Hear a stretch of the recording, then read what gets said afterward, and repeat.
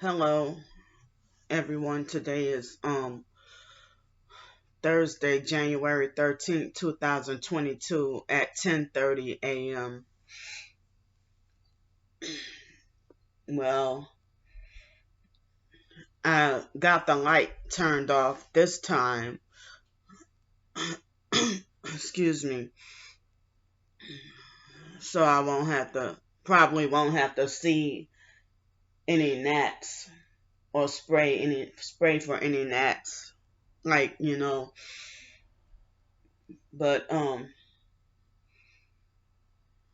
I don't know. But being scared of people and walking around in fear of people, or being scared about you know uh, uh, being scared speaking out against what people, like injustices that people have done to me. So it's like that. I mean, I need to stop being scared of people. But okay, I already told y'all a couple of days ago what happened. So that guy Darius, he's supposed to be another targeted individual, but um it's like when I was about to quit all social media and was you know feuding with my twin sister in October 2020. That was when Darius came in the picture, and acting like as if I was his favorite, and he acting like he extra loved me and everything like that. And it's like, because I didn't even know several years ago that there was a targeted individual community, a community of other targets that I could have talked to about 5 or 6 years ago about what I'm going through. So I have dealt with a lot of fakes and phonies along the way. They got some people that seem like they might be a real target, but they might be a fake friend or have a narcissistic controlling personality.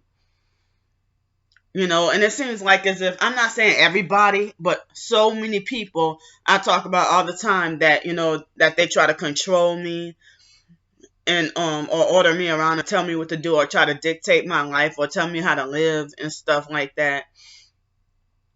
And I've been overly sheltered and abused in foster care growing up. And so um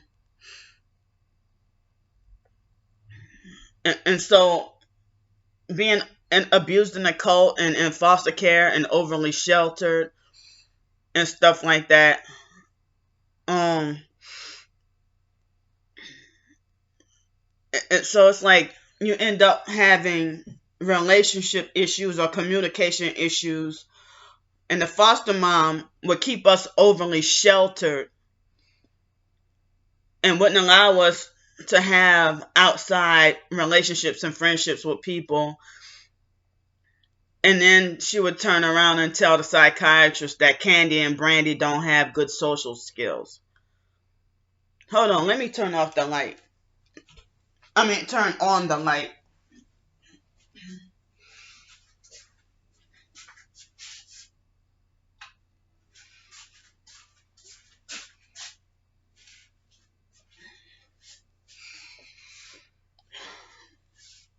So, I don't know if me doing this video will make matters worse or if it will help me feel better. But it's like I know. So let me get back. So the foster mom, kept us overly sheltered. And, I already told y'all the stories about the way she treated us and everything. Excuse me, I think it was her that put me in the program. I could be wrong. And so, excuse me. And so then, well, fast forward several years later, I'm experiencing symptoms. And like, it was 2015, and I think it started in 2015. And dealing with, my body vibrating and being overheated and stuff like that. And so then, every time I kept looking up vibrating, I couldn't make the connection of why targeted individuals and gang stalking and cults, those topics kept coming up when I kept trying to research why is my body vibrating and why am I being tortured. I didn't realize, So then, after what I went through with Lisa Ruby and Tracy Broadhurst with the religious abuse, or so-called, spiritual abuse with the fake deliverance and everything, I kept researching a long time narcissistic abuse because that's what somebody suggested. I behoove you to research narcissistic abuse, and so I read whatever I could upon it, and a lot of times I questioned, wow, this is a lot of what people say about me that I know is not true. But, the foster mom herself was abusive and narcissistic and got the control and special treatment that she wanted out of society. But she would tell me, you think you want everybody to cater to you. And so, because my ears are hypersensitive and I can't tolerate noise, or I don't like people touching me because of OCD, then you say stuff like that. But you're the one who got me like this. Whatever foster care experimentation got my ears hypersensitive. That my ears have been hypersensitive since my teenage years. And so then in 2019 was when a light bulb went off, that I had my final confirmation that I'm a targeted individual. And it's like, wow. It's like, because what's that? Janine E. Triumphant. I wish she would have never took her videos down. Excuse me. And my eye is itching right here. I wish that she would have never took her videos down. It was one of her videos that pretty much gave the light bulb of my final confirmation that I'm a targeted individual. And I had just started my own channel of talking about narcissistic abuse and dealing with the foster mom. And right after that was when I realized, hey, so I am a targeted individual. Because I read up a lot on targeted individuals and gang stalking. I guess even far back as 2012, 13, and 14 with my research. But I didn't realize that I was one of them. It didn't click. So I had, ever since, I guess, April or May 2019, I try to reach out to other targeted individuals and say, well, that, hey, I'm a targeted individual and here's my new channel with, here are my videos on my new channel, and me trying to connect with other targets, and a lot of them blocked and ignored me and called me fake. And so it's like and I've seen it happen to other people who's a new targeted individual and trying to, trying to break into the TI community, and I don't know how they. I mean, I guess it takes some convincing to get people to believe that you're a real TI. So so then so I have my certain friendships and you know some certain fake TI perps and or people who act like as if they're targeted and then they flip on me and start to act like a perp and I have to block them or they turn against me or either way. And so then um actually by summer 2020, more like after I got back from Mobile, Alabama. No, actually it was before because it was about May 2020 I started to actually maybe more like February 2020 I started to question the people in the TI community. But then I noticed that people's YouTube videos, if y'all see me scratching my face, it's because I'm actually itching. I have dry skin and seborrheic dermatitis. It seems like it's trying to come back. But anyway, so like I got dry skin on my nose and stuff, even if I shower every day. But so then, sorry. So then, well, I was questioning why do profess targeted individuals, and I didn't realize there was a community of fakes. And it's like some people who act like they want to warn me about the TI community being fake or warn me about this person and that person being fake. And then they turn around and do something fake. So then, and then I end up being surprised and shocked. So then, a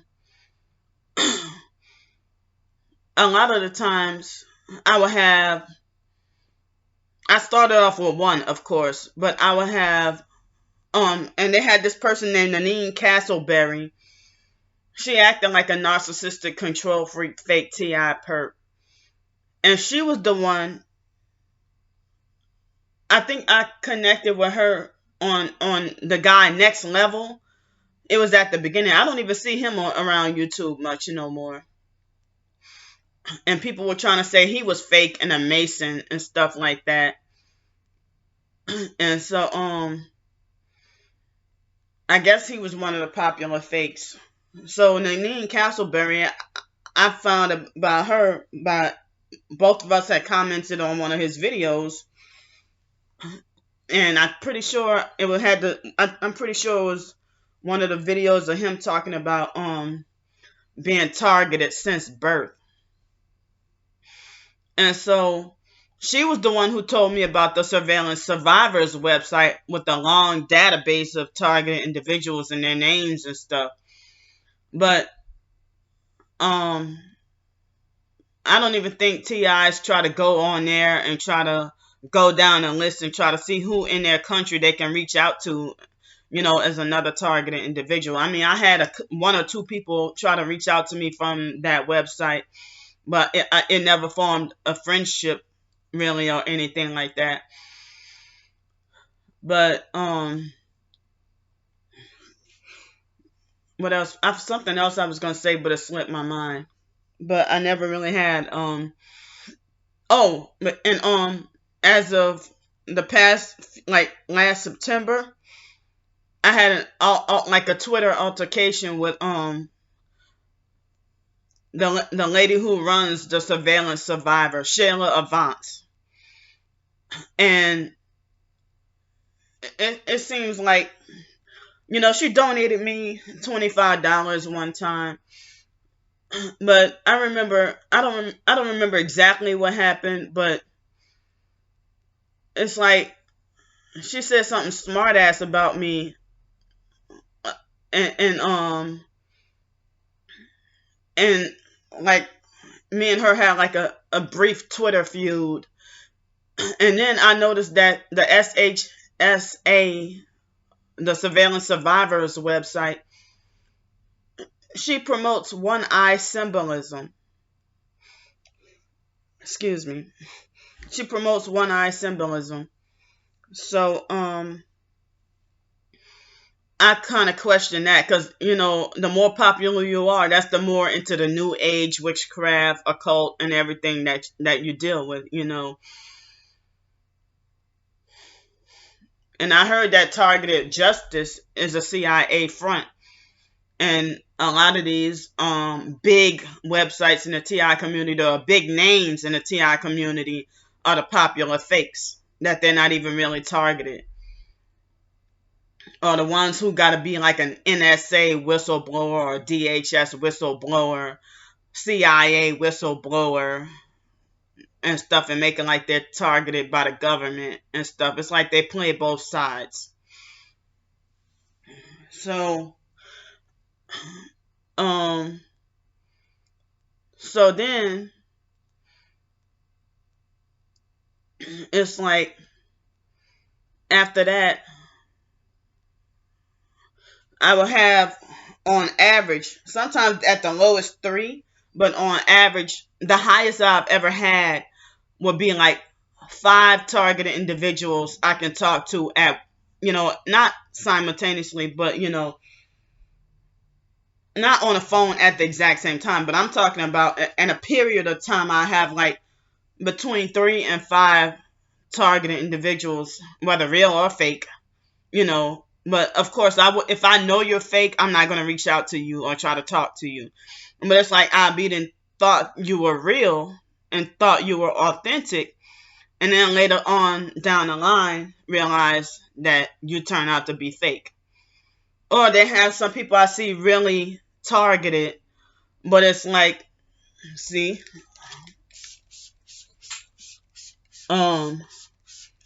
he was just a gnat. Well, the gnats was mainly the only reason why I can't wait to get out of here. But other than that, I'm gonna miss, staying here. It's overall more quiet over here. But dang.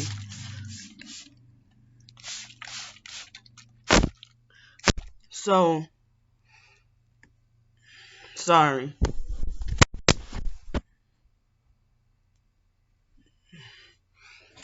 So so then it's like, okay, what else? All right. So I have on average about 3 to 5 targeted individuals to talk to. And it's like I was questioning in May 2020. I said, why is there so many professed targeted individuals? I questioned, like, ever since COVID-19 came, the so-called TI community, many people have disappeared and stopped doing videos. And I heard that some people, I'm not sure, but some people believe that over 97% of targeted individuals on social media are fake. But I mean, yesterday was my most recent evidence of me being targeted. You can't refute that. You cannot refute, my videos from yesterday. Go look at my gang stalking perp watch from yesterday, and you will see I'm still being targeted. And so, and I usually on my phone, I expand the camera so that you can see more clearly the one headlight. And people try to say, don't worry about that. Or now the new, like back then, people used to say that's evidence enough that you're a targeted individual if you see all these headlights coming at you strange. But now people want to say that doesn't mean you're a real TI. Well, what is enough proof? Or what could you prove? I mean, I've proven the color harassment, the noise harassment. I've proven the one headlight. I'm pretty sure I have some street theater, and people trying to crowd around me in grocery stores, and um people aiming their phones at me and stuff, or people had their arm hanging out the window. I mean, I or or a perp walking down with a red or riding a red bike and stuff. I mean, I have a lot of you know tactics exposed, and people still want to deny that I'm a true target. But they got some people. I realize there's a lot of narcissism and jealousy in the professed TI community as a whole, where everybody's out for themselves, and it's just like the rest of the world. And if we're all targeted, special, unique, and different, then why isn't there more love? Why isn't there more love in the TI community then? Or, more people to be like, because dealing with another professed targeted individual, they act like as if, you got to hear them complain about what they're going through and monopolize the conversation, and they shut you down while you got to listen to them for 5 whole hours, and you can't get not one word in. And then they'll be like, no, you listen to me, or something like that. I've dealt with professed targeted individuals. If I had a crisis, but you talk about your everyday stuff, but here I'm in a crisis, and professed targets, it's like they don't want to have really any compassion for other targets suffering, and your targeting doesn't matter, but theirs has to matter more than yours. Theirs has to matter more than yours. So when Alex ran me out of Pensacola in June 2020, between June and August, I got the worst harassment and abuse. And that coupled up with Alex acting like he wanted him and a few other online. Move. See, that's why I didn't want to turn on the light.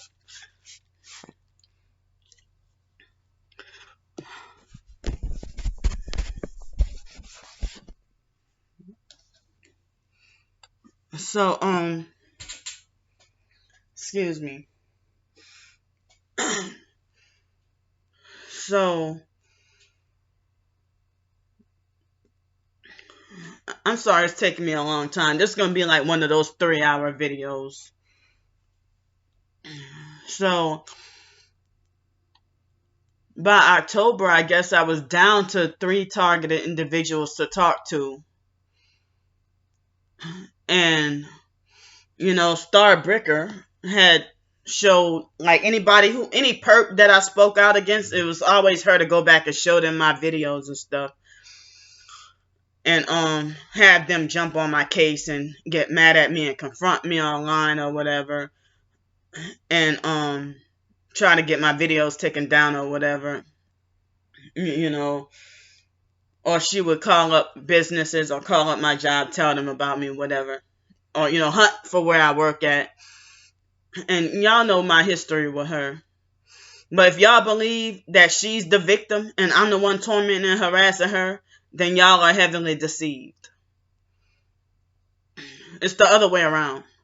But it seems kind of like as if she left me alone, thank God. She kind of left me alone, So, then I dealt with, because in mid-October, they also were playing a lot of games with me, and I had to deal with, like, over the summer and throughout October. I didn't realize, because at first I was doing just YouTube, nothing but YouTube. And then after that, I said I wasn't going to do any social media. any other social media until Alex ran me out of Pensacola, and out of desperateness. And I told y'all last night, one of the first things I did when I went to Mobile, Alabama, trying to look for a regular job or a temp service job, trying to get into a shelter, none of that worked out.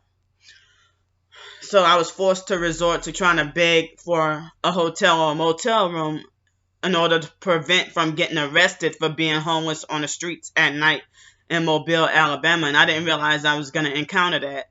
But Pensacola, the police don't really bother you unless somebody calls up and makes a complaint.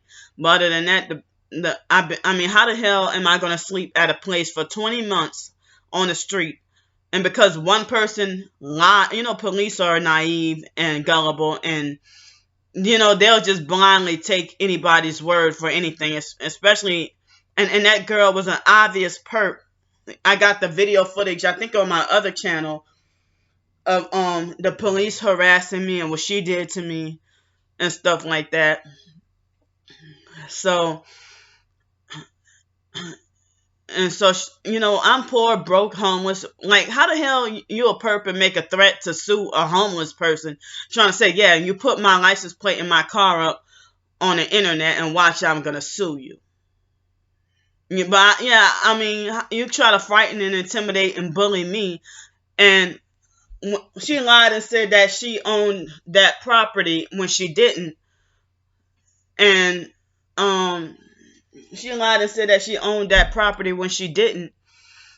And so then I never saw her again. And her vehicle is never there during the day. Never there. So I knew she was lying because I had never saw her before. And the police took her word for it, for her lying. And I think she probably was a customer, and lied and said that she owned that place. And so because of her doing it, that's the reason why I can no longer sleep at near in that alleyway by 532 West Garden Street. I didn't have to deal with that place. I didn't have to deal with... Maybe I should turn the lights off again.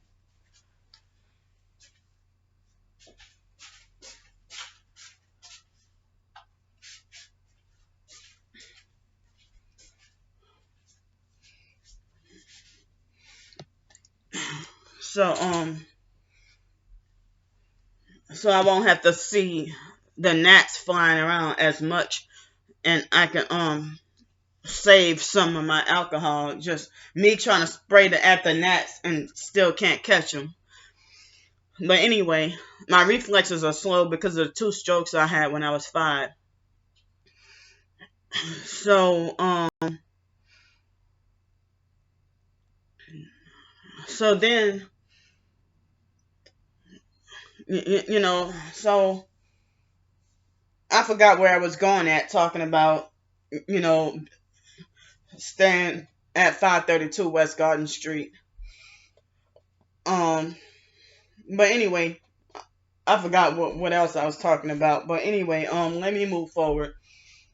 Oh yeah, okay. So I was, when Alex ran me out of Pensacola in June 2020, that was when I resorted to putting up a GoFundMe. I had already had PayPal and CashApp because other people said, "Oh, I want to donate. I want to support you. I want to help you." And it's sad that you're in a homeless situation or whatever. But the online perps have admitted, to me that they did, that it was them that started the false rumors in the TI community that Candy is a scammer and a fraud and everything. And then real targets are even believing that false lie about me. And so other targets don't even want to be supportive of me no more. They don't even associate with me no more. But a lot of them sold out, took deals, and became fake. And then I heard that if they take deals and sell out, I heard that they're still actually being watched and targeted. But after you sell out with if you're a target, I heard that after you sell out, I heard that's when you get it the worst. If you do decide to, not go along with the cult or the program.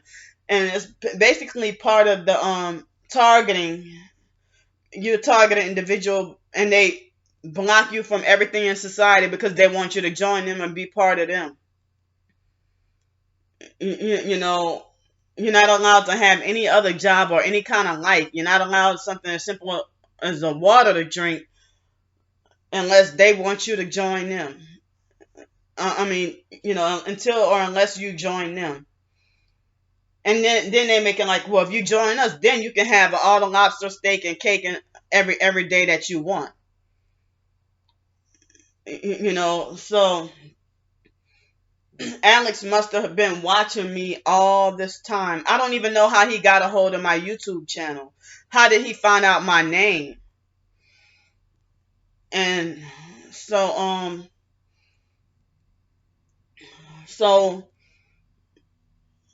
that's when I realized it seemed like, and people were saying that almost everybody on Facebook, that in the so-called TI community on Facebook, almost all of them are agents and almost all of them are fake. And that's what they say about YouTube. But I know that I can't even locate where a DHS Fusion Center is. I would have to go and look it up where my local one is, because I physically, out the top of my head, I really don't know where a DHS Fusion Center is. I've never been to a Fusion Center. I don't work for them. I'm not contracted with anybody. Never have been. And so the perps also bragged about making false rumors that I am a perp making over $100 an hour. And it's like, that's crazy, because I would have been off the streets. And people believe it. I would have been off the streets if making $100. Who the hell is gonna get paid $100 an hour, and live on the streets begging for more money? That's crazy. I never got compensated or paid to hurt anybody or anything like that. So I didn't realize. I guess it was all right. So I had to deal with a lot of fake TI perps being like, well, come to my house in Arkansas. My landlord, he understands targeting. I'm like, ain't no landlord gonna understand targeting, and he ain't targeted himself. He probably not gonna. So they try to say whatever to try to bait me in, and I don't know if they were trying to lure me into human trafficking or sacrifice. I told y'all about the fake TI perp on Facebook, and she's Muslim, and her English wasn't that great, and so her English wasn't that great, and so she wanted to try to tell me that I had everything made, and that, oh, come to Virginia. But she was like, come to Virginia, and but you'll need a passport. And it's like, well, how do I even get a passport? I can't even afford a passport. I'm struggling to live day to day and get food to eat for the day. How can I get a doggone passport? So then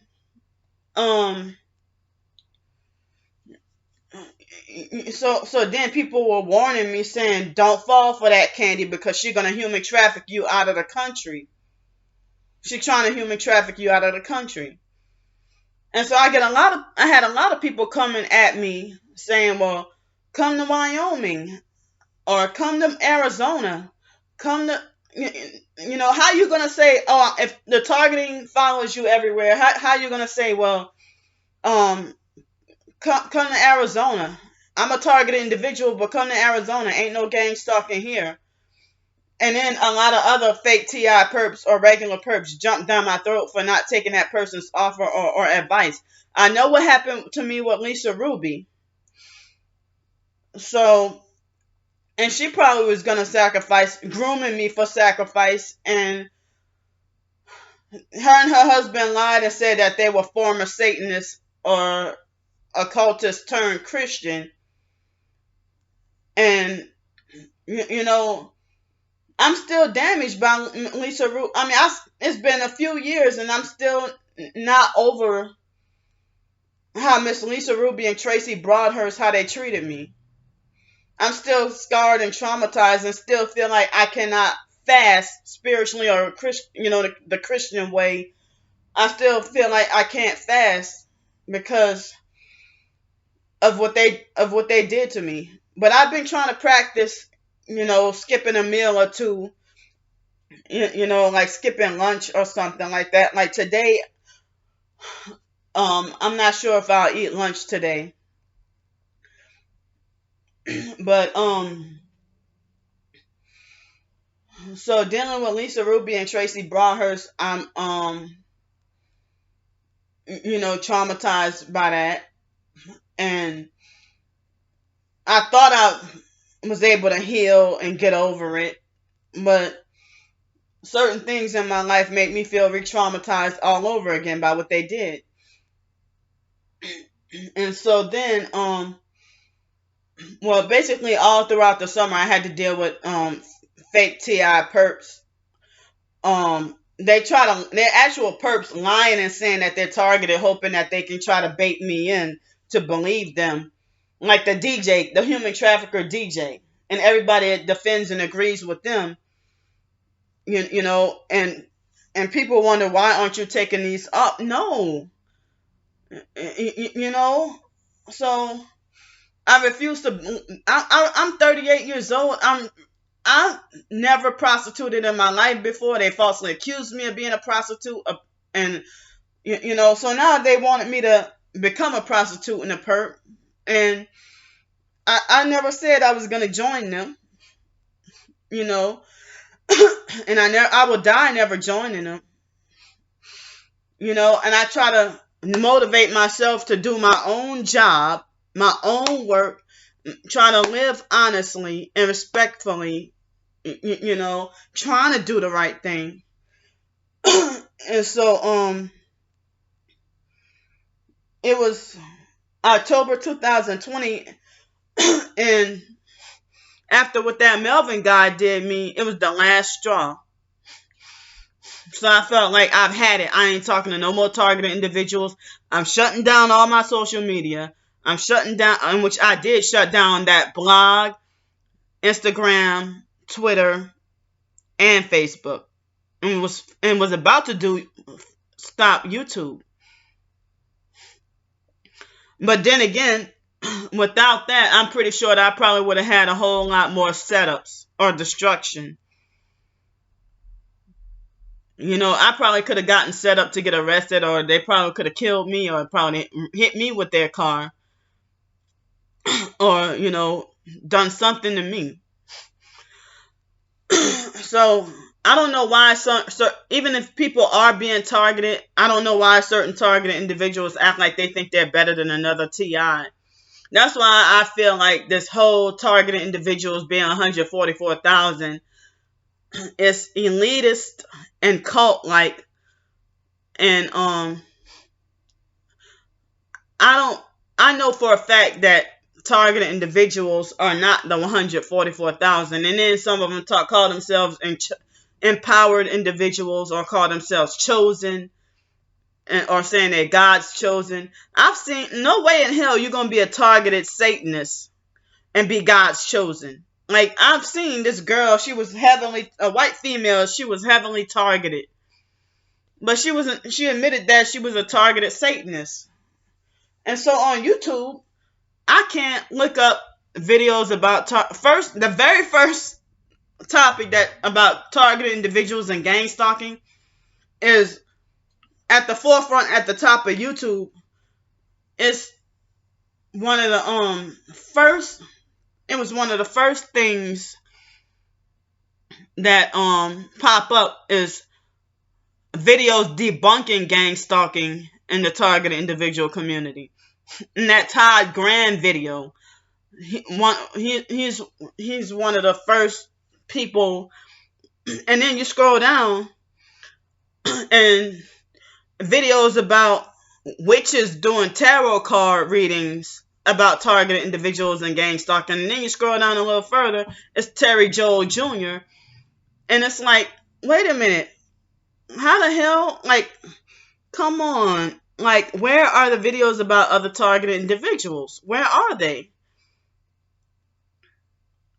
So it seems like it's a scarcity of real targets still suffering. And that Nigel Nicholson guy, I try to reach out to him and be supportive of him, and I don't know if he blocked me for no reason, thinking, I mean, they want to be suspicious of firsthand if they don't know you. You know, in his videos, he seemed like the type that would have been a very nice person. But it seems like he deletes all my comments, so I just quit dealing with him. You know, I mean, quit trying to reach out to him and try to be supportive and stuff. And people like, what's her name? God is Our Protector, Renata. And Wisdom Cafe with Lisa J. Well, I don't know why I was blocked. So, I mean, I'm not going to go into all the names of everybody who done something to me, but, you know, it seems like I got, you know, a lot of information I could learn more about targeting that I can't learn because everybody got me blocked. Or if you have me blocked, then I don't even want to watch your videos. So it's like I came to the TI community, hated by the TI community more like since day one. And it's like I thought that I would have a refuge or a haven and more people to be supportive. If we all supposed to be God's chosen, why the hell you still acting like you still have the same attitudes, opinions, and everything? You still treat me like how the rest of the world treats me, or you have the same viewpoints of me like the rest of the world does by saying that, you know, you don't think I'm mentally capable of driving a car, or like you don't want me to drive or have a car. You know, and I feel like if you feel that way about me and you know I'm emotionally sensitive about that, then I feel like that's a perp-like move. I mean, if you in Spokane, Washington, and you're another targeted individual, why would you say you don't want me driving or you don't want me with a car? But then people would try to tell me you're highly intelligent. Well, why do you think I'm not mentally capable of driving a car, raising a family, and stuff like that? You know, and so it's like all I know is how to, you know, it's like people force me to stay like a child and won't allow me to have adult-like experiences. And when I say adult-like experiences, I mean, like, I don't mean, you know, porn and sexual stuff. When I say adult-like experiences, I mean, I'm talking about adult responsibilities like, you know, paying mortgage or, you know, dealing with, you know, anything that adults have to do, you know, day-to-day adult responsibilities is what I mean. But if I can pay a rent, if I had the money, I could pay a mortgage too. You know, like any other bill. But I do suffer reading comprehension problems despite having a bachelor's degree. And it might have something to do with the strokes that I had when I was 5 years old. I don't know. But anyway, I want to say that right when I was about to shut down everything, I have something on a bump on my nose that I can't feel, and it hurts. But I can't feel it. I mean, I can't physically feel it rubbing my finger, but when it just kind of hurt a little bit. But anyway, so right when, I'm sorry it took me so long to try to get into this history, because I mean, I kind of talked about a little background and some history of, just TIs in general, whether real or fake. But I know Darius is really targeted, and I'm really targeted. So he might feel shocked to wonder, well, Candy, what reason would you have to be scared of me? I'm nothing. Well, I feel like, well, it seems like you're brutal and harsh with your words. When, because I didn't realize the first comment I noticed, I didn't realize it was a week before me and my twin sister's birthday in 2020. And one of the first comments was him telling me that I'm his favorite, and he was very supportive and commenting on my videos and everything, telling me I'm his favorite and stuff. And so then when I had the crisis with my twin sister and was on the verge of emotional meltdown and breaking, right after I said that I was, because my twin sister came and swooped in right after I said that I'm getting rid of everything. Because I got tired of the fake TI perps with no videos telling me, stop doing videos because you're making the TI community look bad, or you're making the TI community look crazy.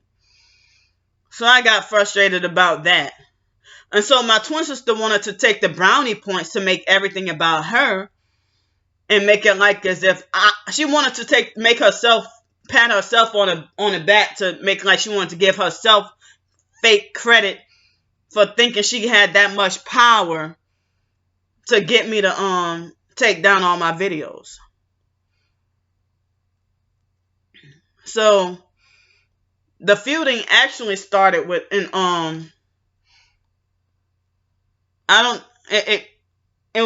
guess it was September, because I saw a Facebook post of her lying on me, saying certain things about me, and I was shocked at her lying on me and saying that Candy knows the exact measurements of my husband's penis and stuff like that.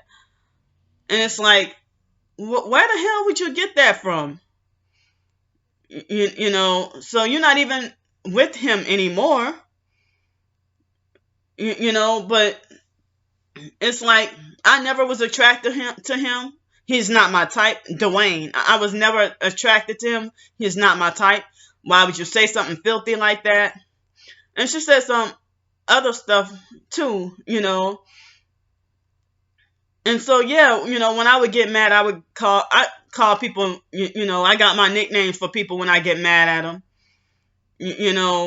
So I would call her Dykester and stuff when we get into arguments or get mad or whatever. Just like people got their names that they call me. They call me crazy, retarded, slow, and all their names. So,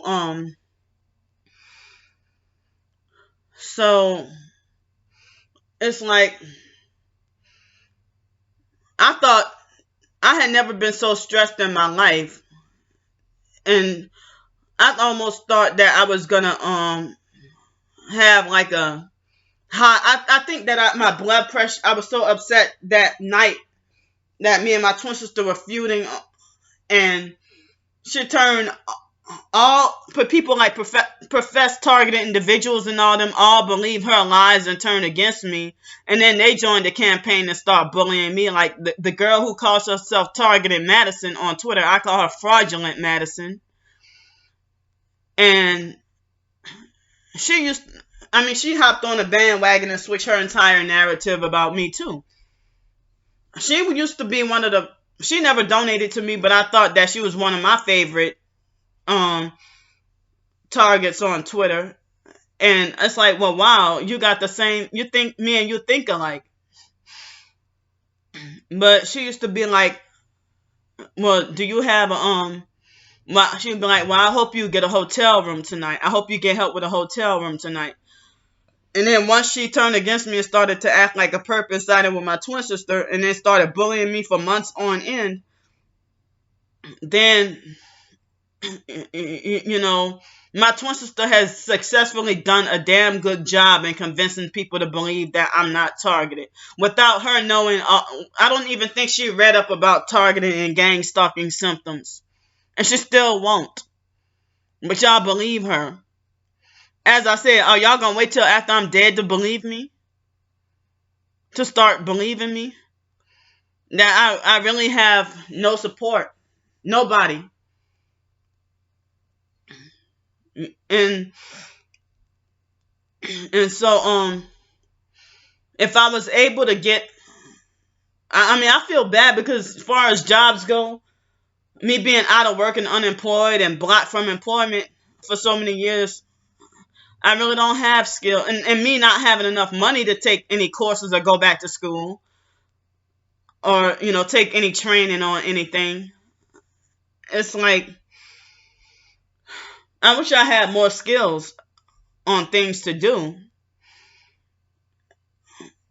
But jobs and stuff. And I mean, I may have a bachelor's degree, but everybody's always more qualified than me. I mean, how are you more qualified with just washing dishes? I mean, I know how to wash dishes. I know how to run a dishwasher. So they're not going to pick me because I have a couple of months here and there, but due to the workplace mobbing. But somebody who got 3 years experience, they'd rather hire them. And all they have is a GED. So that lie that, if you get a college degree, then you're guaranteed to get a job anywhere. That's not true. Especially if you're a blacklisted targeted individual. But if it weren't for that, I wouldn't have to ask for money to survive. And dealing with, I didn't have to really start asking for money until after Alex ran me out of Pensacola. And then I couldn't find a job nowhere, really. And things just got really bad. So then, after, I got severely bullied online on YouTube, mainly YouTube and Twitter, and I shut down Instagram and everything. And so my twin sister, y'all y'all still are blind to the signs of her perping me. And it's like y'all target it and y'all just sit there and let her do this to me. Y'all would rather defend her and jump down my throat. Y'all know that it's part of the program to lie on a target and say that they're a prostitute, a pedophile, a drug dealer, a thief,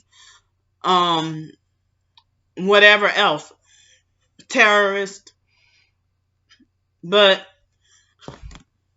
so if y'all know that that's the lies that they make, why would you believe and turn against me and be like, well, how could that is so horrible, Candy, that you would molest your own twin sister's baby?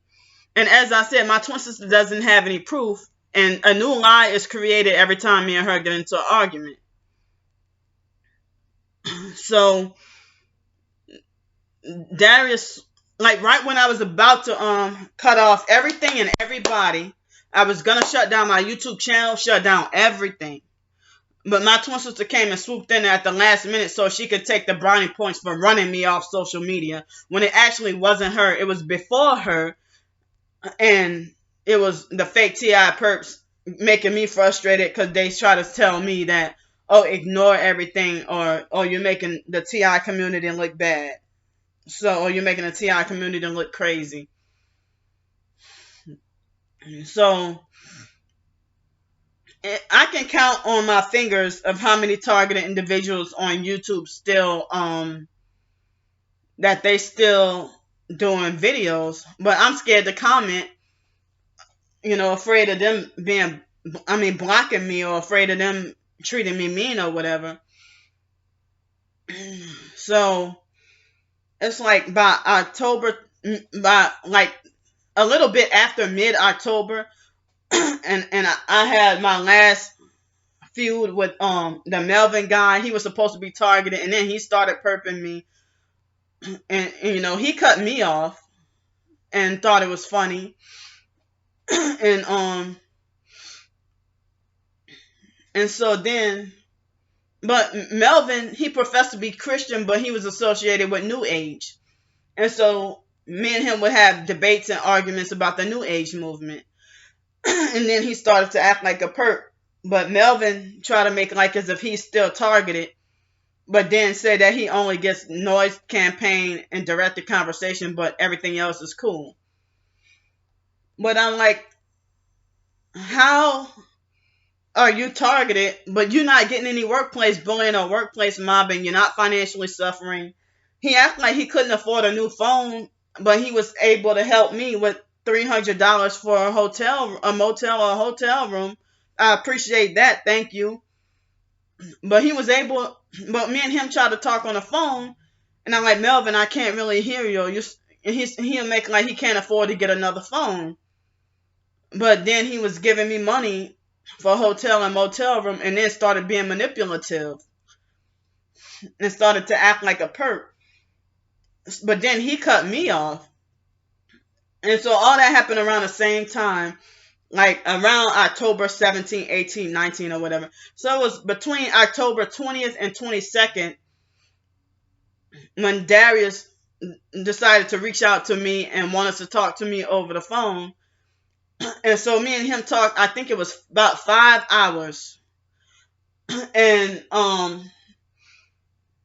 never had my blood pressure so high. And I never had my blood pressure so high in my life. After feuding with my twin sister and dealing with, I thought I was going to just drop dead from being stressed out or having a stroke. And I mean, another stroke again, or having high blood pressure. I had never been so stressed in my life. And I felt the effects of it for days. And so then,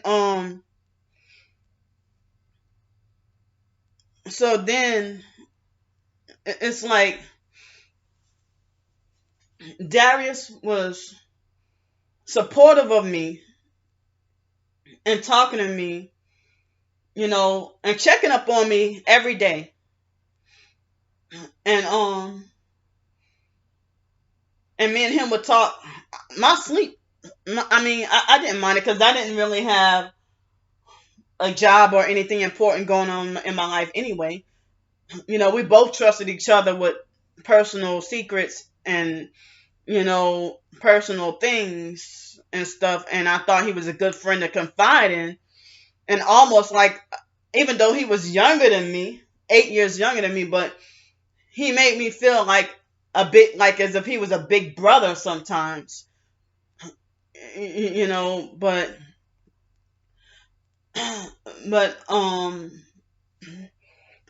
so he was supportive of me and listened to me about everything, and we would talk for hours, almost pretty much every day, every night. And I was able to have the freedom and liberty to talk about everything, any and everything. And he was there to be supportive and non-judgmental and listen to me and stuff like that. And so then, after that, it's like,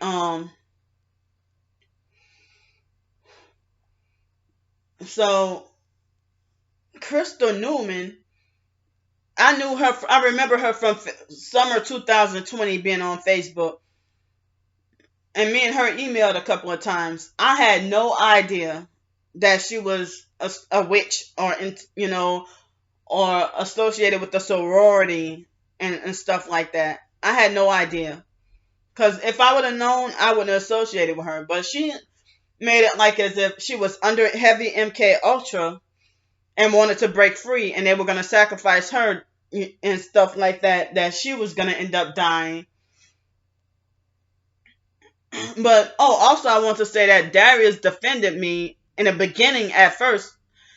He tried to tell my twin sister about the program when she was making videos full of lies about me trying to embarrass me and stuff. And so then, he was the one she called a stank-faced Rastafarian for defending me and then saying that, y'all two might as well go fuck each other or whatever. And so that was before I even saw. I didn't. That was before I even knew he had any YouTube videos or or saw clicked on his channel, because I had never really. I don't think I ever really clicked on his channel before then. And then I saw. I'm like, oh, so this is him. Okay. And he donated and supported, a few times with me struggling. But I never really asked anybody, and like I never went to him and asked him for any money when I was down. I would ask openly, like on a platform like YouTube, Twitter, Instagram, whatever. And Instagram kept censoring me, and Instagram and Facebook, that any and everything I post was a violation of their rules. So what the hell? So I can't be on platforms like that. So so then, because he was saying that, oh, we targeted individuals that we're utterly deprived, and we're putting into this program to be sacrificed and stuff like that. And so um she attacked anybody who defended me, and it's like he didn't try to attack her. He was just calmly trying to let her know that this program is real. So then I remember it was once right before his birthday that me and him talked about the car discussion and people not wanting me, the perps not wanting me to drive and stuff, and he acted like as if he didn't feel like he, that I should drive.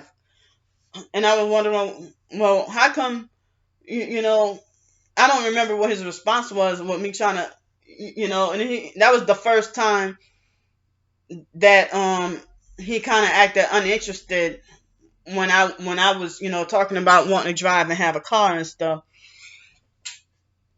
and about how the narcissistic perps don't want me driving, or they don't want me with a car.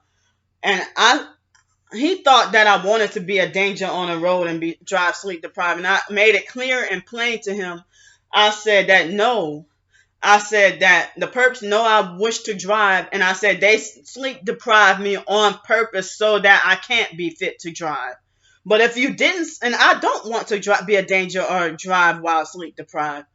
I wish that I can get my sleep every night and be functional and normal so that I can get to drive. But other targeted individuals, some of them, were forced to give up their car because the perps sleep deprived them too bad, or they couldn't have a normal livelihood because the perps, you know. But I made that clear to him that no, I do not want to be a danger on the road and drive while sleep deprived. I said that I wish that they would stop sleep depriving me so I can get to drive. So, um, so I remember it was his birthday in 2020, and I think I remember he acted a little bit moody that day. Um, but not bad enough that, like, I had never actually gotten to a back and forth argument with Darius. So then it was around his birthday I started to question certain things about him remind me of Lisa, Ruby, and Tracy Broadhurst, but I couldn't put my finger on it. But at first he was nothing like that, like supportive of and listened to everything I had to say. And so then when me, him, and Crystal Newman had that three-way, because I called myself trying to get help for her, and I called myself trying to get help for Andrea. But I was still homeless myself. And I thought I remember being on the streets when I stumbled. No, maybe I wasn't. Was I? Yeah, I think I was still on the streets when I stumbled upon Andrea, the one now she says she's pregnant, been pregnant for 3 years, and that they stopped her labor. But we don't know if the baby inside of, if she's carrying a dead baby inside of her all these years. So that's frightening. And she's, that's the one who acted like she wanted to try to get me, take down your videos and me take down all the videos that make you look crazy, and me and you gonna start a business. So then so then, and I see a lot of before I want to say I see a lot of targeted individuals who have cars and they drive, and sometimes the perps be trying to run them off the road. But anyway, Darius got hit by a car, and cause he just got off the phone with me. It was December 2nd, 2020. Well, it was already the third where I was at, cause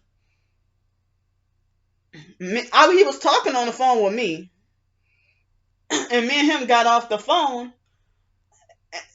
But right after, I had an unwanted intrusive thought about, because it was the third of the month, I think it was the Thursday or Friday, and a week before, I had to deal with perps nearly striking me with their cars. It happened yesterday. A perp, y'all see that the gang stalking perp walk video? Okay, it was within the first 2 or 3 minutes, around 2.5 minutes. The first 2.5 minutes of the video, that white truck nearly struck me yesterday. Excuse me. And November 18th, I was walking home from work a couple of months ago. You saw that truck try to hit me. And the guy was trying to frighten and intimidate me and was yelling at me and angry and everything. So, and that was some frightening moments. So, it was a week before, that Friday, I almost got hit by a car numerous times. And I remember confronting those illegal Mexicans, walking up to them and confronted them. And they had a few other people, even professed Christians, well, people who had like Christian bumper stickers or whatever, or Christian license plates or whatever on their phone. And I've seen perps with Bible scriptures written as bumper stickers on their cars and still driving by with one headlight perping me. I'm like, this is one of the most insane things I've ever seen. So then, Darius nearly died getting hit by a car right after he got off the phone with me, but I was scared for myself. I was scared for myself about getting, fear of that I was going to get hit by a car because if I walked to or from my storage unit or try to get my errands ran or paying bills. And even with me taking the bus, you still got to walk certain places. You might have to walk 10 minutes to another bus stop or so. Come on, Nats.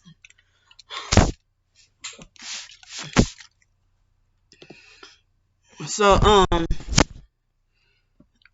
I remember having my buggy on, I think it was Friday, November 27th, 2020, when I was walking with my buggy and running errands and stuff, and numerous perps kept trying to hit me with their cars. So nobody says that these perps don't have the mentality or sense to drive, or that they shouldn't drive. A lot of these perps are meth addicted. Nobody says their car should be taken away from them. I mean, I just want to be able to get to drive in peace and drive like normal and have my own freedom and get from point A to point B, and without having to depend on other humans to give me a ride somewhere, whether it be the bus, Uber, cab, whatever. I'd rather just get in my own car at my own convenience and go somewhere, have wider variety of more job opportunities and stuff like that. So, I mean, but, he made that publicly known about him getting hit by a car. But um so then, even after, you know, he got hit by a car, he was still supportive, and I was there for him as much as I could be. You know, and I even sent him a care package, and to try to heal and stuff like that. And so and so then, because I was afraid that I had some, I don't know if you can say premonition, but I was scared about getting hit by a car myself again. You know, had those fears of if they tried again to hit me with their car, because they nearly succeeded at striking me yesterday and didn't fucking care. And that, I mean, and then I heard that when Darius got hit by a car, I heard another target. I still don't know who that target was that got hit by a car too. So it was another target that supposedly got hit by a car around that time as well. And so then, so Darius, was still supportive of me trying to be supportive of him, and he was supportive of Crystal. We tried to help Crystal get out of her situation. She was sabotaged. They tried to sabotage her car. She went to she was from Kentucky but tried to go to North Carolina, and the lady sent for Crystal to come all the way down there just for Crystal to be treated like she wasn't welcome. And Crystal tried to get into a homeless shelter and was there for a few days. And Crystal was perping me on the phone and perping me with text messages and stuff like that. And Crystal acting like, well, hey, how it's not fair? How come they're offering y'all deals, but they don't want to offer me no deals? But we're like, Crystal, you don't understand. We reject these deals. We turn this down. And me and Darius and Crystal had a few little three-way phone conversations, talking about the targeting and this program and our personal experiences and stuff. And so I already told y'all a while back what happened when that lady, Miss Samantha, offered to help Crystal and then switch her mind. If I would have known that Crystal was practicing witchcraft, then I thought she made it like as if she wanted to get out of her situation. But I had no idea that Crystal done witchcraft. I did not. I just did not know. And so I didn't even watch all of Crystal's videos. I only watched a few, like maybe 3 or 4 of her videos, a few of her videos. So I didn't even see the video about her doing tarot cards. And so, but my apologies. I really did not know. So Darius expressed to me that he thought that Crystal was doing witchcraft on him because he said his stomach kept hurting. And so then I noticed that when me and Darius stayed on the phone with Crystal one night. Pretty much, well, I couldn't stay the whole night because I started to get like exhausted, really sleeping. I was suffering sleep deprivation, and I got off the phone, but he stayed until the next, like 8 or 9 o'clock the next morning. But then I ended up still getting no sleep at all that night. And I'm like, well, if I would have known I was going to get no sleep, then I could have stayed on the phone with them. But we already stayed like a lot of hours on the phone with Crystal, and he wanted to make sure that she got to her destination safely. And so later on that day, I guess it's understandable that he really didn't get any sleep, so he seemed like irritable and cranky and irritable and stuff like that day. But then I noticed everything started to go downhill. So it was about December 10th or 11th was the first time he told me that he thought that my videos were too long. But before then, he acted like as if he was he acted like as if he was more than glad to watch, support me and have my back, and was willing to watch those 3 hour long videos. But my twin sister, she started off saying, "Oh, Candy got all these long ass videos and can't even stay on topic."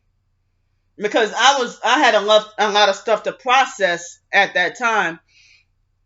And Darius was like, "Go ahead and, go ahead and expose everything that you went through, because that is your testimony." So now, um, so so then, it wasn't right away with his car accident. Well, no, I'm sorry, not a car accident, because they did that deliberately, trying to kill him. When he was walking and they hit him with a car, and they nearly succeeded at killing him, but he survived. But it wasn't right away. It was after that conversation, after we tried to help Crystal, and then I noticed something different, and I was afraid an argument would have happened if I would have been like, "Well, Darius, ever since we helped Crystal, help rescue Crystal from her situation, you kind of ain't been the same." And so I wanted to say, "Well, you changed and haven't been as nice lately." But but then he but then he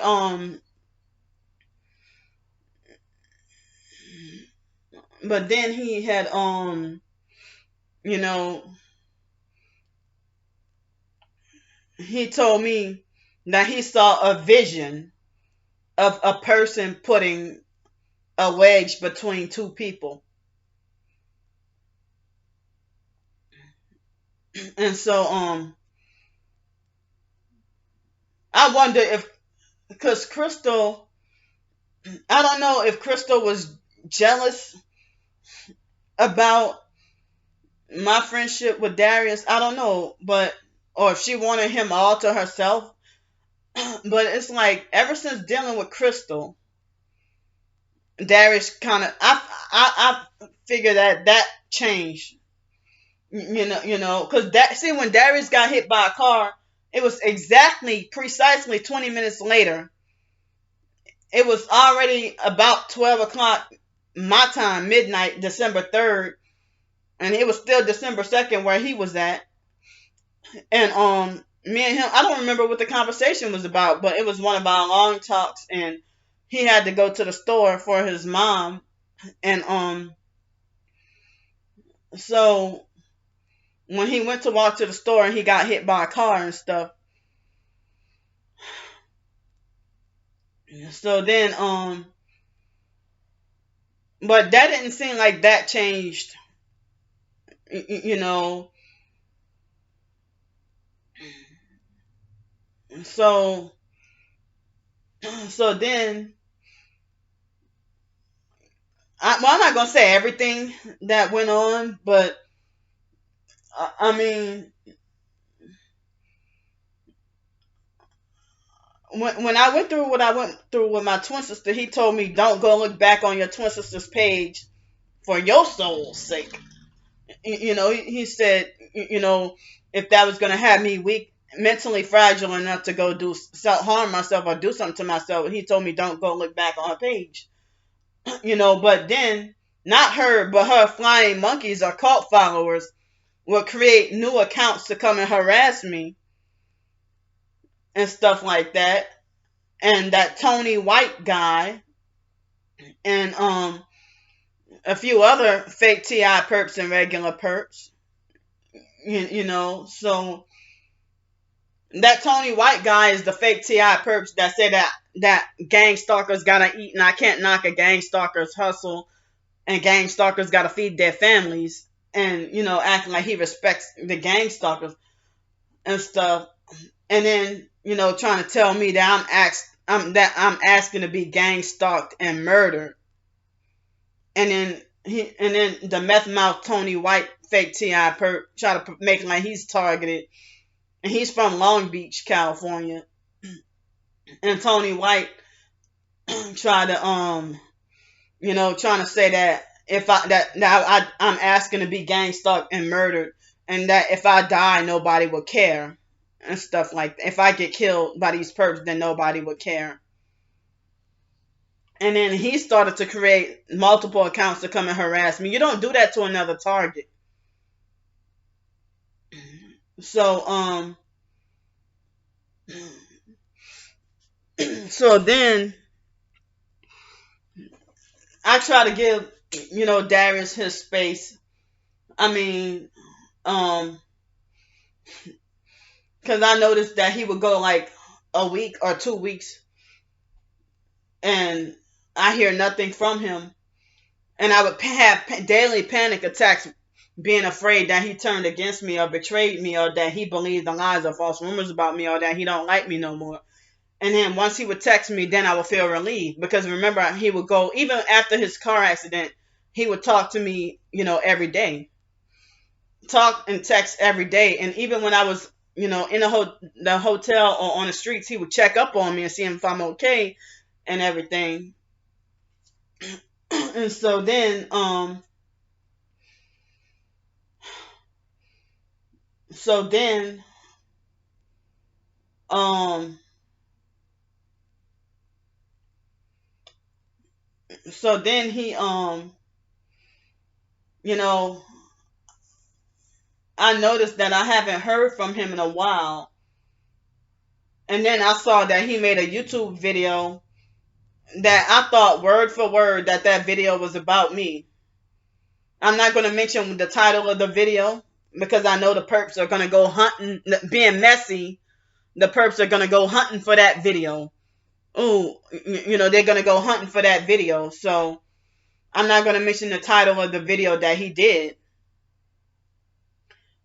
And I felt deeply crushed and started to cry because I'm thinking I never knew he felt that way about me.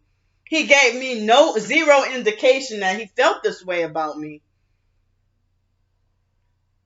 And so I called him up and I started to cry. And he's like, he tried to say that I specifically said in this video that this video is, is towards nobody in particular. So, but it was a video that sounded like an angry narcissistic lecture. And Darius used to do longer videos himself. And he used to do videos more frequently. So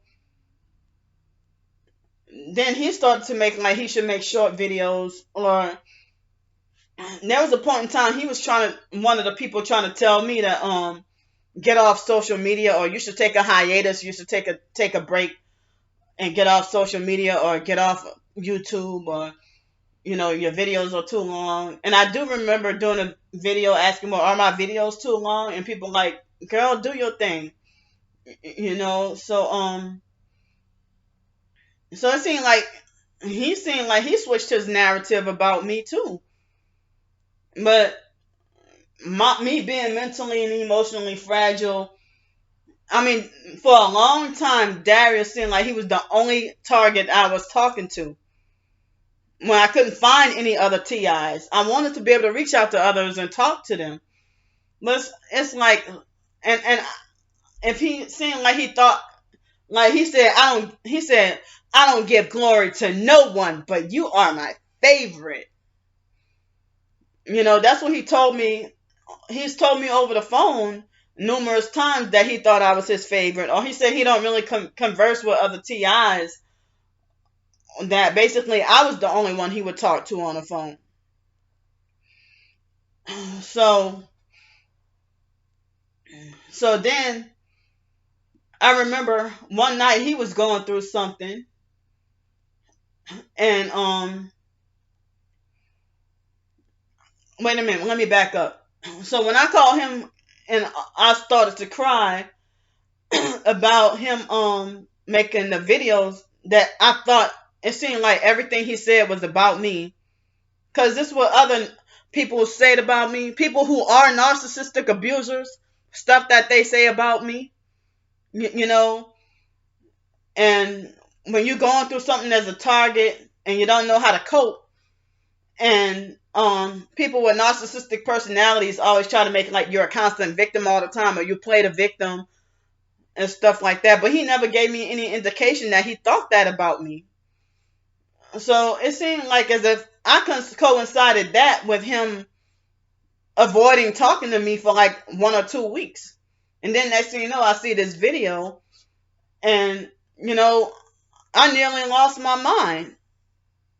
And so I wish I could go into a little more. As I said, I don't want the perps trying to go and hunt. Oh, what video was trying to go hunt for the doggone video. So then I was bothered for a long time about that. And when I called him and confronted him on the phone, he did that whole video, but he didn't mention any names. But he said in the video that video. He said that in the video. He said in the video that he didn't have that directed at anybody. So then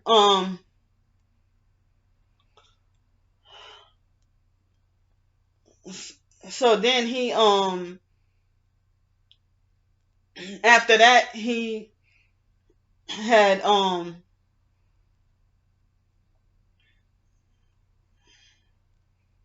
so then he told me over the phone, he's like, girl, remember I told you you're my favorite. He made it like as if the video was unrelated to me and had nothing to do with me. So and that video, if it was directed at me, like, how insensitive. If we both been through abuse, why would you do victim blaming? If you know what it's like to be abused and be broken. He told me over the phone, one of our last couple of phone conversations, that he said he's a broken man. And there was another target. I went on his YouTube live. The other target, he said too, that he's a broken man. So a lot of us are broken and traumatized by this targeting alone, and then a lot of us suffer child abuse as well. So that video is what inspired that, in another lady's rude comment, and she's supposed to be targeted as well. She had a rude, insensitive comment, and she made it like as if my videos get on her nerves or whatever. But she's supposed to be targeted. And so then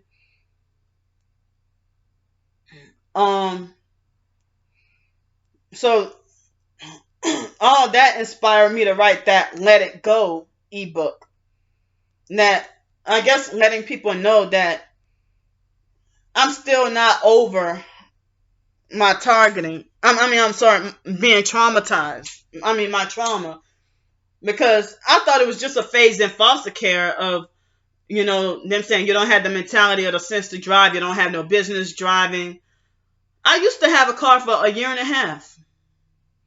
Or you're not responsible or mature enough to drive and stuff. So I'm still bothered and traumatized till this day that I'm blocked from getting to drive or have a car or a better place to live. People hate me so much that they don't want me to reproduce kids. And it would be unfair for me to end up being pregnant by being raped by somebody that's unwanted. I would rather get pregnant after being married first to a man who's not a handler and not a narcissistic abuser. But it doesn't seem like that's going to happen. I guess I'm going to die a single woman that never have kids. Shucks, those dreams, I couldn't even get to live out not one of my dreams successfully. Not one. And I gotta be forced against my will to live according to narcissistic abusers who don't have my best interests at heart, or they don't care about me, and they think I deserve to be punished with homelessness. So, And then so that they can mock and laugh at me being dependent and needy, so that they can keep the charade and false rumors and smear campaign going that Candy is a scammer.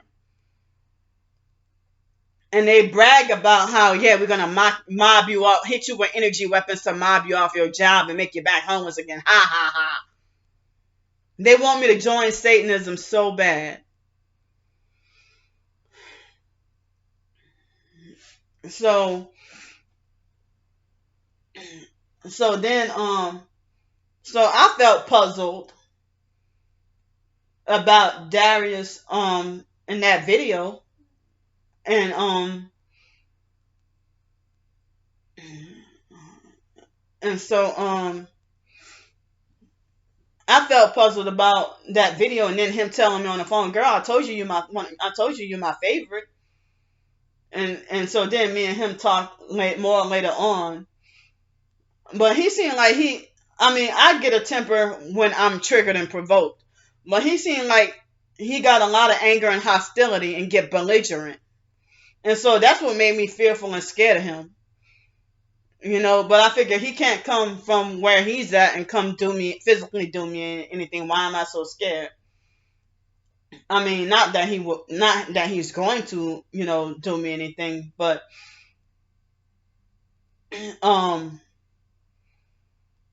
so he acted like as if he believed just about everything about my targeting. And then so between January and May, we didn't talk as much, but I never got into an argument with him, But there's sometimes when he seemed like he would act like he's annoyed or frustrated with me, but I never got into an argument with him, But people with narcissistic personalities, especially nowadays, they'll be like, "Oh, you don't want none of this, or you don't want to smoke with me." You know how they try to be like. So he kind of got that kind of mentality, like, "Oh, you know not to fuck with me," or something like that. So it's like I'm supposed to be forbidden to consider him a narcissistic abuser, but he seemed like, I'm like, well, I don't want to say where he's from, but because I don't want to give away too much, but it's an area a city that I used to live in, where I say that the people in that big city is usually fake. And so I said, well, I'm surprised that you're not fake like the rest. I thought, he was different, but then he seemed like he changed his opinion and narrative about me. And after January, I told him about what happened about another target, betraying me and getting frustrated and turning against me. And he was like, "Well, damn. Do you think everybody's a narcissistic, control freak, fake friend? I hope you don't feel that way about me." But I don't know if that's the reason why he, quit talking to me. But I guess my number wasn't blocked, but he stopped talking to me as often. And so then I kind of don't remember what happened in February between me and him, but when I went through what I went through with the Sky Zone situation, him and fake ass phony, they were the only two targets that I was talking to at the time. And I know that, I don't know if I was able to talk to Darius the day that it happened, but fake ass phony, she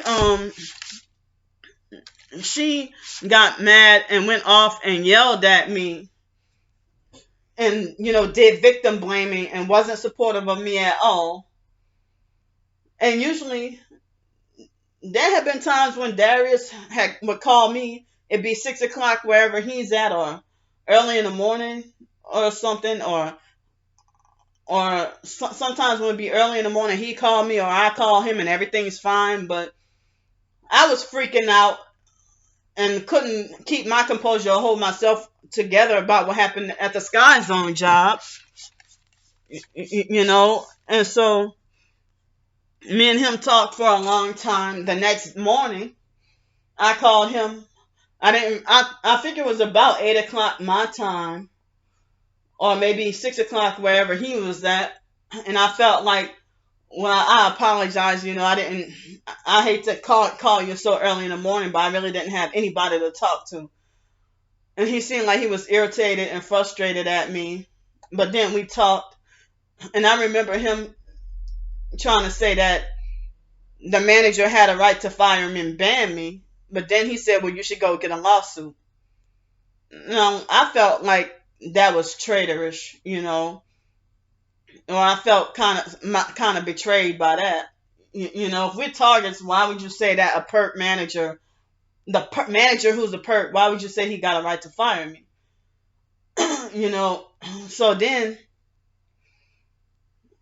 I was being bullied online by the fake TI perps and regular perps. And it seemed like Darius really started to act different for the month of April 2021. And I remember I was suffering on the streets and dealing with tornadoes and hail. And he randomly called me up one morning at the last minute after they got, I think in California, he got a belated stimulus check.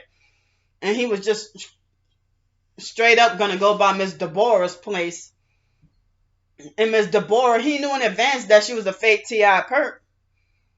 And then, he didn't want to be supportive or there for me. He acted like he didn't want to hear it anymore about me trying to tell him about being bullied, not being able to handle being bullied online.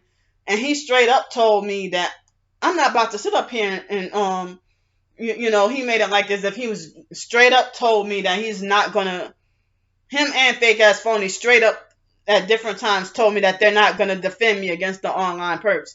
And I'm like, well, a real friend would. So I thought that they were, I thought they would be considered a real friend. Darius used to go to bat for me at the beginning, but the perps would come follow me, or the fake TI perps would come follow and create new accounts to follow and harass me. I wouldn't go looking after them. So, I don't like when people are narcissistic enough that they want to walk around and think they got the most common sense on the planet, when all of us have made foolish mistakes. So it's like he knew in advance that Miss Deborah was a fake TI perp, but he said he was going to take a chance on going out there anyway, because he had been debating and she'd been wanting him to come out there. So if you don't want to hear my complaints about what I'm going through and my targeting and my suffering, but then I had to hear him complain every day. He complained to me almost every day of that entire 2-week trip about Miss Deborah, and and her relatives were dogging him out, doing him dirty, taking advantage of him, perping him, and everything like that. And he yelled at me and said that I'm going through all the suffering. That's because you haven't been praying. And I said, how do you know? He's like, yo, no, you haven't. No, you haven't. No, you haven't. That's because you haven't been reading the Bible or praying. But there have been times when he would try to tell me that he didn't think that he would that he was he wouldn't think, he would tell me that he would tell me that he wouldn't be praying enough or reading the Bible enough, or he got to get back to reading the Bible and praying more often. But it's like, I hate when people act like a know-it-all and just know that you're going through problems because you haven't been obedient to God, or you're going through the suffering because you haven't been reading the Bible or you haven't been praying enough. It's like, no, you haven't. No, you haven't. So, and he's straight up told me, I'm not about to sit up here and because, I wasn't trying to get him to go and cuss the online perps out, or the fake TI perps cuss them out, or do anything. I just, felt like I needed to have somebody to vouch for me and say, hey, stop bullying Candy. You know, she's being targeted. So why are you picking on her and calling her fake? You know, but maybe that probably could have put a stop to them doing that. But that made me feel like he wasn't a real friend or a good friend. And so then he complained to me every day about what Miss Deborah supposedly did to him. He was the one who told me initially that Ashley Burks had flipped and became a perp. And let me tell you something. A couple of days ago, when I'm gonna get to that later on, but me and him talked on the phone and it was me and him who talked on the phone a couple of days ago, and I thought I remember it was him in the middle of talking, and then all of a sudden the phone hung up, because the phone hangs up sometimes on us targets, or the perps will mute our phones or whatever's going on. So I thought that Darius would be more merciful and forgiving,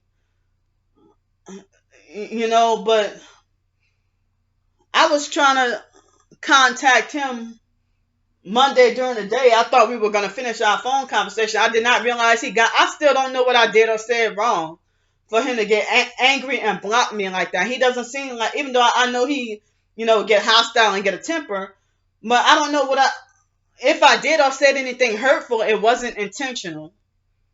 I don't know what I could have done or said, but I would like to know what I did or said. So then he, like, I remember April and May, he seemed like, after dealing with Miss Deborah, and then he had his own targeting stuff to deal with, and dealing with his family members and stuff, and so it's like, I'm wondering why he think I should just be isolated and go through this targeting alone, and I shouldn't be speaking about my targeting, and that I should just deal with it on my own. He even told me to over the phone. But then it was like Monday, May 17th. I was still being bullied, cyber bullied by the online perps, and so I reached out on Twitter. Like, I'm wondering, well, it's a shame that I don't have really any targets to talk to. Like, where is everybody? And so, I was ranting off, generally speaking, that, well, I don't really have any targets to talk to. Everybody turned against me, betrayed me, and stuff like that. Talking about everybody. And so then later on, he texted me and say that, oh, he said, don't worry, Candy, me and you gonna talk later on. And then randomly later on, he said, delete my number out your phone right now. He said, you can delete my number out your phone. And then almost instantly, he called me later on, and he said that he thought that all those tweets were about him.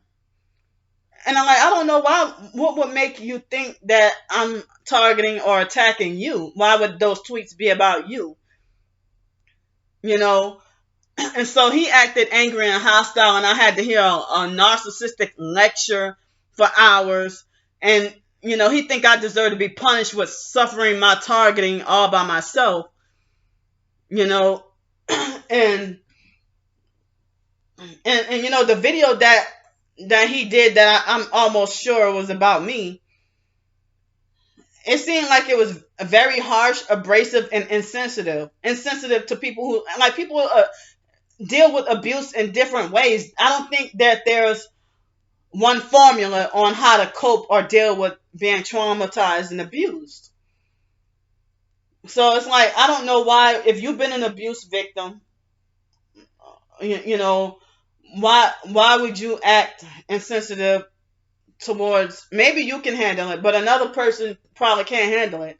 At least I'm still alive. Other people have taken their own lives because of not being able to handle, or walking around with substance abuse because they can't cope with or handle their abuse. I mean, with what they dealt with. Some people turn to drugs because they couldn't handle, abuse that they've been through, the trauma and abuse. And so, he makes it in that video that he did. It seemed like he was insensitive and making like as if people should just get over it, get over what you've been through, and be more like a warrior, you know, rather than making it like as a person being a constant victim all the time. But he never expressed that to me at all on the phone. He never told me over the phone that he thought I complained too much or none of that. But and I'm wondering if it seemed like he was a fake, nice, narcissistic abuser who turned mean. And then in April and May, he started to act like he would dread listening to me talk, or acting like he was disinterested. And he started to change and act different. And I felt like him and that other girl, about the Sky Zone. It seemed like as if they kicked me down even harder when I was, and blamed me for my situation when I was already down. And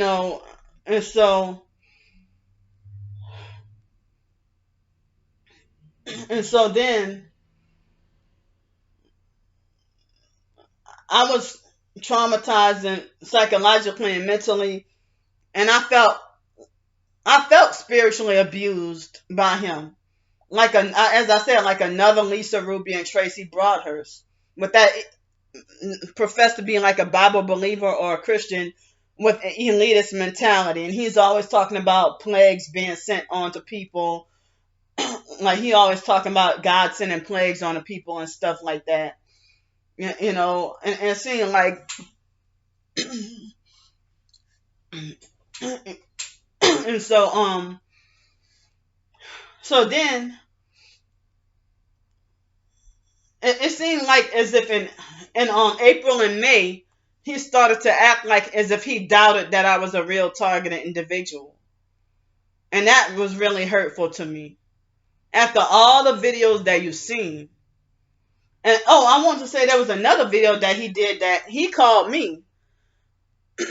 And he was going through something when he said that his family was trying to plan another sacrifice. And then I remember seeing in a video, excuse me, he said these fake ass TIs with these long ass videos. And I thought that was directed at me too. I'm like, well, wait a minute. Well, why would you call me then? He just called me that day. And I don't remember if I was sleeping or if I was in the middle of doing a video or if I was using the bathroom or something like that night. And so I do remember that too. And so I wanted to say that the other night, Monday during the day, I was looking back at my old blog and some of the screenshots that I had. And I saw where Ashley Burks had asked, where can she sign up to become a gang stalker? And so when Darius told me that Ashley was a perp, then I cut off contact with her and blocked her. If he said and it's like, well, why are you still, he never blocked Ashley. He never blocked Miss Deborah, because then me and him went a gap without talking from May 17th, because he told me things that hurt, and it seemed like a narcissist. I refuse to be lectured or told off by people that's freaking younger than me. Stay in your place. You don't freaking,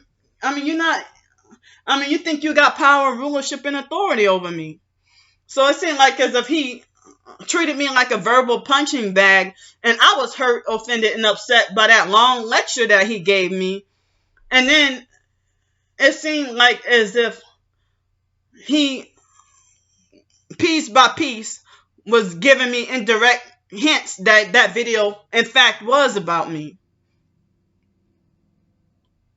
So he has acknowledged the fact about me being emotionally sensitive and emotionally fragile, about how he feels bad that people have controlled and abused me for so many years, and said that, well, they force handicap you. And he said that it's a shame that your family forced handicap you, or he made it like as if he had compassion about me being emotionally and mentally fragile. But he says fragile. So then so he made it like as if, well, you should find another outlet, another coping mechanism. He didn't say coping mechanism, but he said something else. No, he said defense mechanism or something. He said, because I'm not going to be there for you all the time.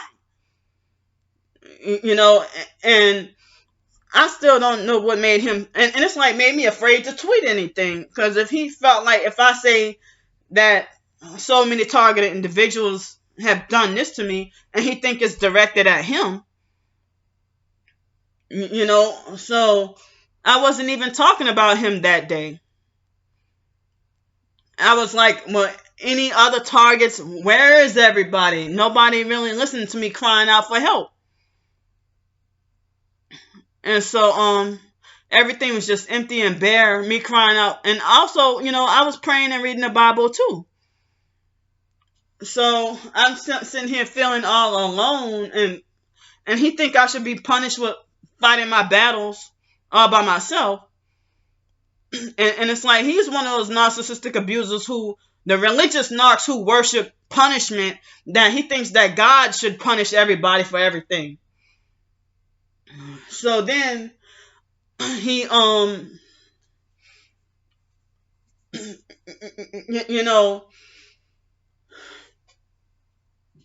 it's like, it wasn't that last conversation in May of last year, but it was sometime before then, when he later on told me that he thought I was a witch, or he suspected that I was doing witchcraft on him.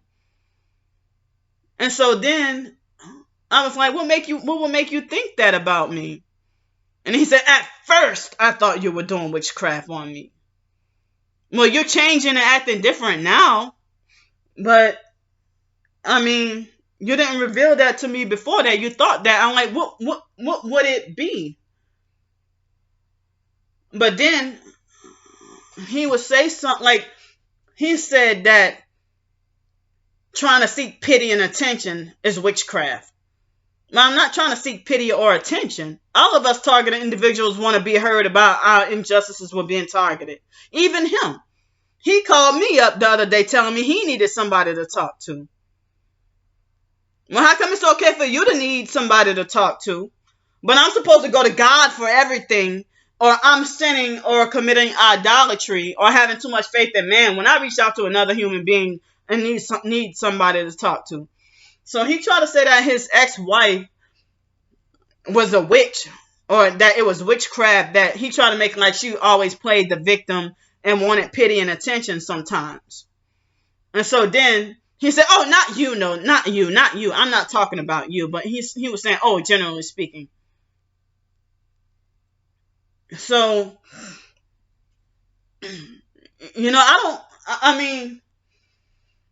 so it's like I'm questioning what would make him feel like I do witchcraft on him. I don't understand. But he makes it like as if just about anything could be witchcraft. He makes it like, well, you can be manipulative with words and this and that, whatever. I'm not skilled at doing that. I really don't a lot of us targets are all by ourselves and reaching out to people to talk to and support. I thought that would be a normal thing, not witchcraft. But he seems like as if he said he doesn't subscribe to any religion, but he calls, he believes in that fake sacred name movement and put Pentecostalism and which is error. It's like he mixes Black Hebrew Israelite and Pentecostal and mesh it together and make it his own. It's what he believes in, and did his own whatever so-called deliverance on himself. And people who Pentecostal is not the right way to go. He believes in speaking in tongues and casting out, the fake deliverance and casting out demons and speaking in tongues and stuff. The Pentecostal kind of way. So I guess that aspect made me think he kind of remind me of Lisa Ruby. And I feel spiritually damaged by what he's done to me too. If he made it like as if he hated what Lisa Ruby did to me, but then he got some similarities. But I figure because at first, if you say that he said that he didn't really subscribe to Christianity, or he was called Jesus the Christ, he really don't call him Jesus. He'll try to. Nothing wrong with using the Yeshua HaMashiach or whatever, or to call him the Most High or whatever, but it's like I think he must believe in Sacred Name Movement or Black Hebrew Israelite or something. I could be wrong, but that Pentecostal stuff, and he also, I don't know, it's conflicting with the idea of keeping the Sabbath and stuff, or observing the Sabbath. So a lot of professed Christians debate on, Sabbath keeping and stuff. So that's what made me think he might be leaning on to Jewish kind of, nats. But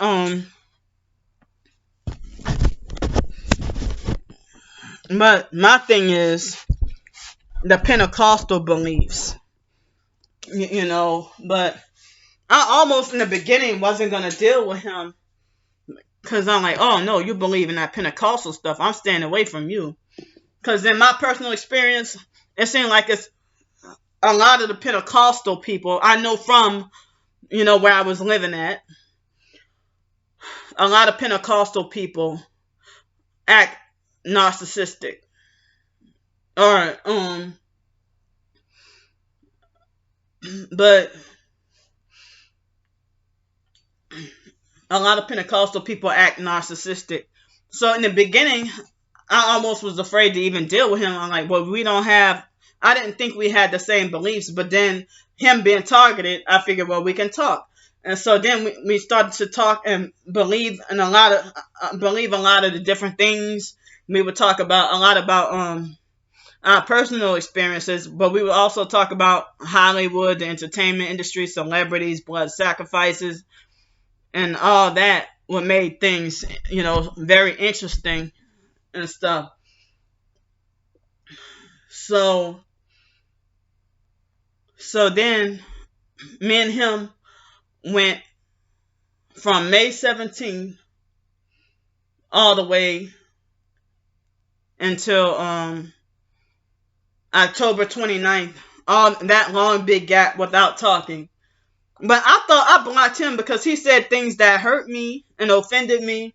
And it seemed like he was frustrated and mad at me. But I blocked him, and then he tried to call me again the next morning, like May 18th. And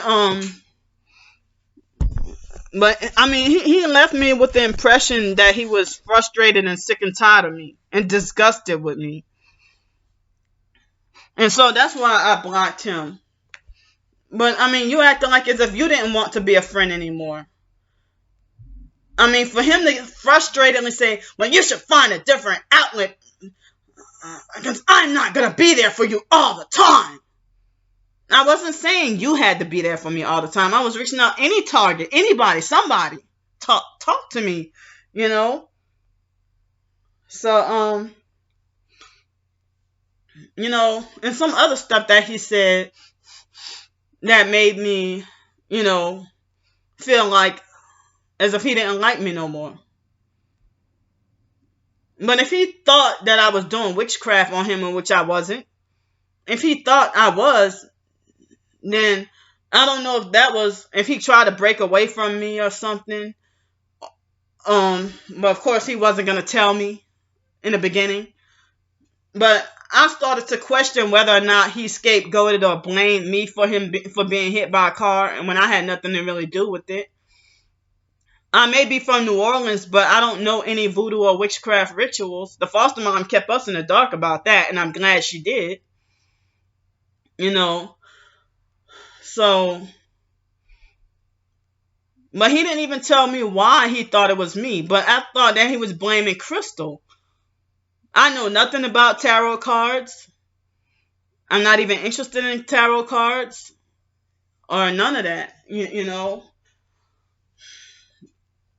So I just, fighting daily to survive. And it's hard trying to just, try to better myself and try to get a job.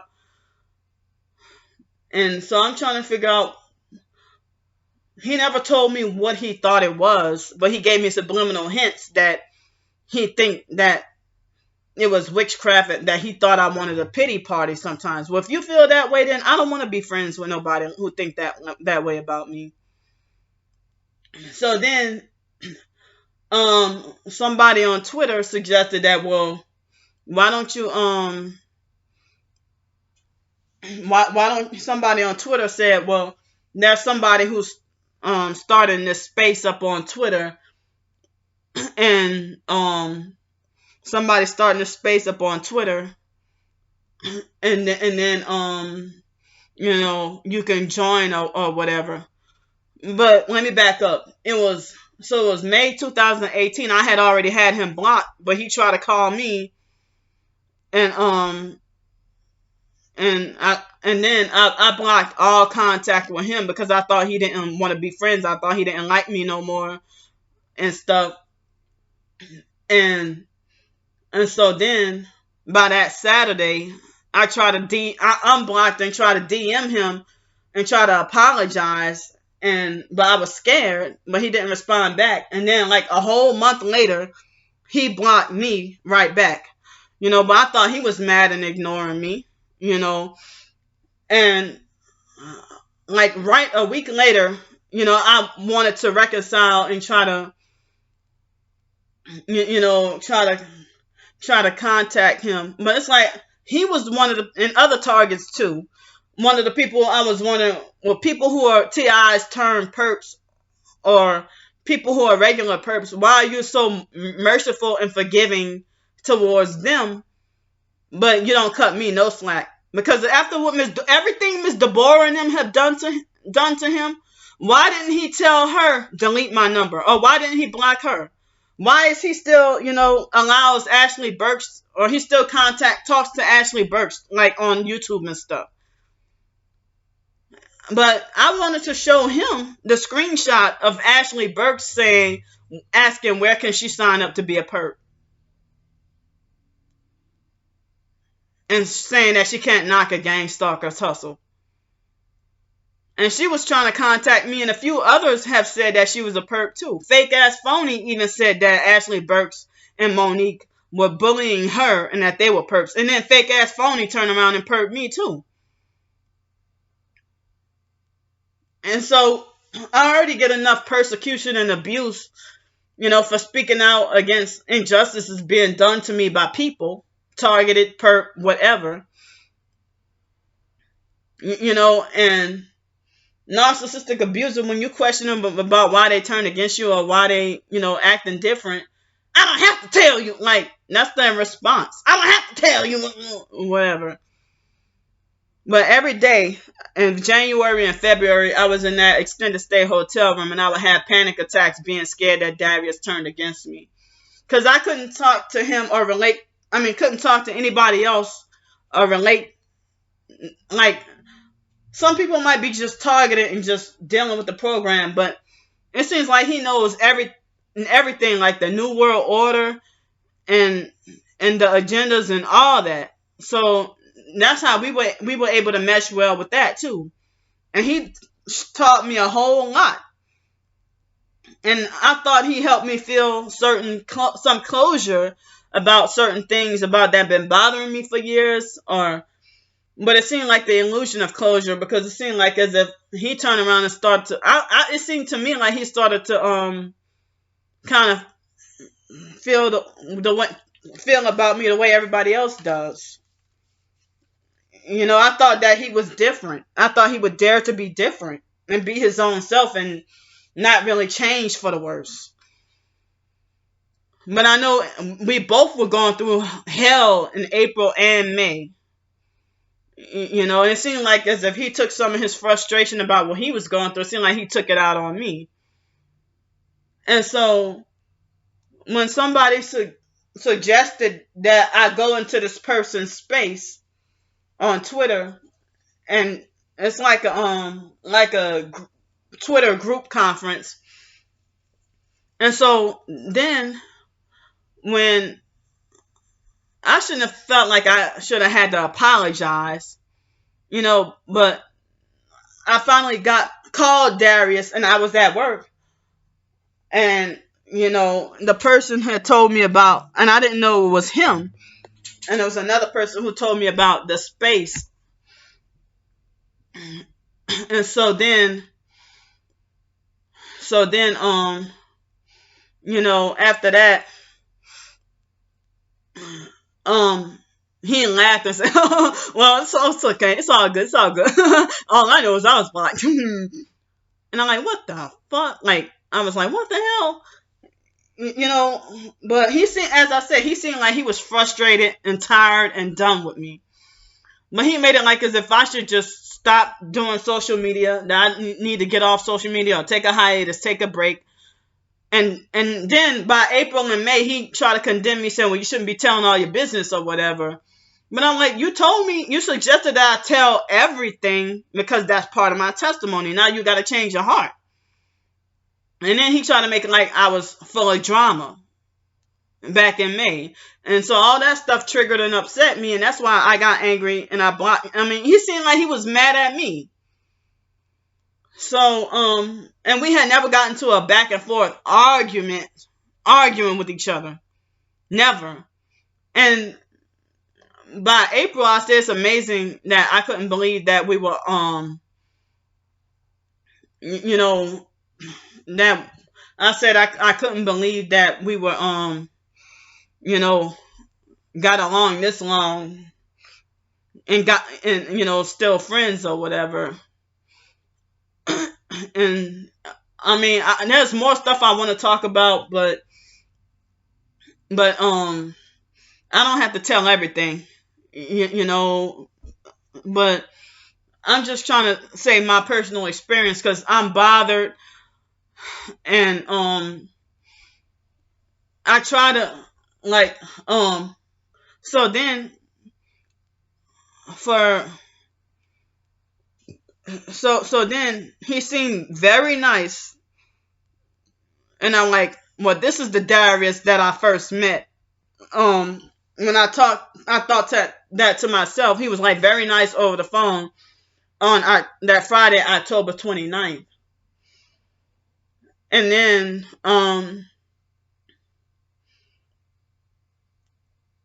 it was October 29th. But then he tried to tell me, oh, well, TIs need to stop throwing each other under the bus. Well, I'm not trying to throw him under the bus in this video. I'm not trying to. But, it's like, when I told him about, the targets that turned perps and started perping me and stuff, he tried to tell me about the Jamal guy on Twitter perping him. And Jamal has perped me too. And it's like, well, you haven't blocked him. So October 29th, I talked to Darius and, everything was fine. And we had a good conversation. And then I think by that following Wednesday, I was talking to him about, hoping I can get a permanent place in the car and stuff like that. And I don't know if it was that following Wednesday. So it might have been November 3rd or whatever. And I remember because I got off from work earlier that day.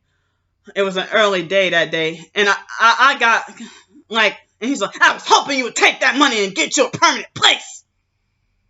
And I was and then he spoke for a little bit and then got off the phone, and he was supposed to call me later on that day. He said he was going to call me later on that night, and I never heard from him that night, you know, or a few other times. But then I didn't hear from him for a little while, and then he contacted me, and well, no, wait a minute. No, I think it could have been November 3rd. Yeah, I think it was that day he said that. And then we had the space on November 5th, and they, you know, and for some reason I couldn't, we had unblocked each other and stuff. I couldn't even, for some reason with my phone, I wasn't able to get to have a way to talk and participate in the space, but I was able to listen, something with my equipment on my end. But he's saying that every TI that we need somebody to talk to, or you know, we can't hold anything, or we need people to talk to and stuff. And he even called me up and told me when he was going through about Miss Deborah, he said, "Oh, I need somebody to talk to. Thank you for listening to me." But why, when I have my problems, I'm a drama queen or a constant complainer, or want a pity party or attention or something, attention seeking or whatever, and I should only go to God about my problems. So that's confusing. And to me, that's so that means, and after what you did to me, yeah, you are a narcissistic, control freak, fake friend. You will not be friends with me and tell me, basically making like you don't want me to drive, or you don't want me with the car, or, you know, be abusive towards me, and then, you know, don't care how you disrespect me. And I never in the past, you know, tried to hurt you or do you anything dirty. Never. So now I'm frustrated, and I'm not allowed to speak out against anybody. You know, because this narcissistic, if I'm working, you're in a different city and state, why do you care that you think that you got control to say that I shouldn't drive or have a car? What, do you think I'm slow too? Because I don't want to be friends with people who think I'm slow or not mentally capable. Because you're thinking like how the perps feel about me.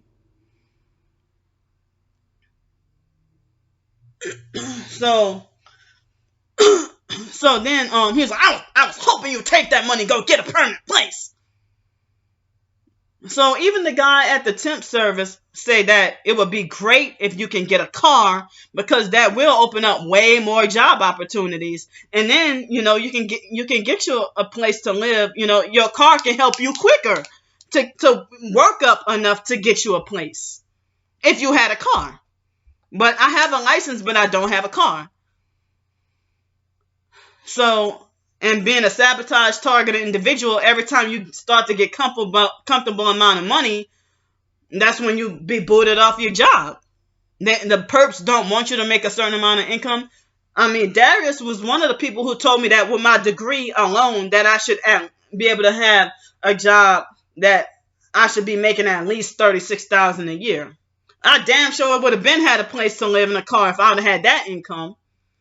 But I never got to see $1,000. The most I ever got to see of gross pay while working at Seville Quarter, but it was in 2 weeks, not 1 month. I mean, 2 weeks, not 1 week. Like almost $800 gross pay, and but $700 net pay working at Seville Quarter. And that was what it took 2 weeks to accumulate that much. I never got to be fortunate enough to have $1,000 in one paycheck in 1 or 2 weeks. Never.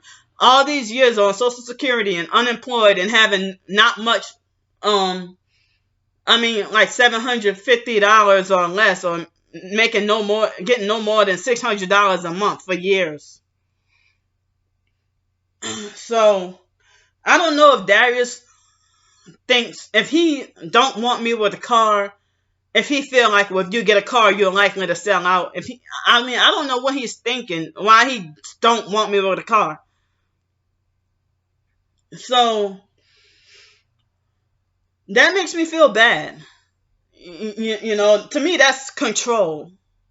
And I felt like at the beginning of 2020, between January and May, I felt like as if he was manipulating the friendship, you know. And so then later on, he would tell me, "Oh, it's not you that's the problem. It's just, me." He said, "I just need some time for myself sometimes." And I said, "Well, I respect that. As long as you don't have an issue with me personally, or if you don't feel like I'm a burden or bothering you, then I respect you wanting space or time for yourself, or to gather your thoughts and collect, you know." But it seems like as if he sometimes feel like as if he had a car accident. I mean, I keep saying car accident. I'm sorry. I meant to say he got hit by the car. He blames himself, feeling like he wasn't reading the Bible or praying enough or fasting enough or whatever. Um. So. So it's like he also acted like as if he no longer wanted to hear it when I try to tell him about what Starbricker had been in the other online perps, their harassment and what they're doing to me. You know. But I don't know if he thinks that I'm a childish baby who needs to grow up. Well, that's what the perps feel. But he might be like, "Oh, well, it's true." True in your opinion. I don't know if he actually thinks that. But when he got hit by the car, he felt like, I don't know if he blamed himself or if he scapegoated me. All I know is it wasn't more about him getting hit by the car, but I think once Crystal came in the picture, I think that she probably did witchcraft on both of us and to get us separated. I don't know. But I did not know at first. I thought Crystal was just under MK Ultra and and trying to get I thought she wanted to become a Christian, but I didn't realize she was trying to become a perp and trying to stay in good graces with her sorority. That they were bullying her into taking all her videos down, and she caved in and complied. And I don't know what's going on with Crystal now, but now I try to avoid her if she try to call me, because I don't know, but I had no idea that she does tarot cards and stuff like that. I didn't know, but I didn't see those videos. But I felt like why she did a video with the entitle saying I'm loving these biblical rituals. So that should have been a red flag right there. But I didn't know that she was doing tarot cards. I didn't see those videos. And so we were trying to get her rescued. Her mom and aunt was trying to sabotage her and try to set her up to get locked up in a mental institution. And she said she was supposed to be sacrificed by December 23rd, 2020. So I don't know if she felt the need, and we were trying to help her as best as we could. And I don't know if she felt the need to sell out in order to survive.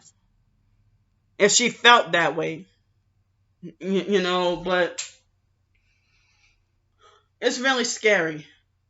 And so I have no affiliation with the occult, new age, witchcraft, not any of that, and I stay away from it. I just try to live my life and battling this targeting every day, trying to survive.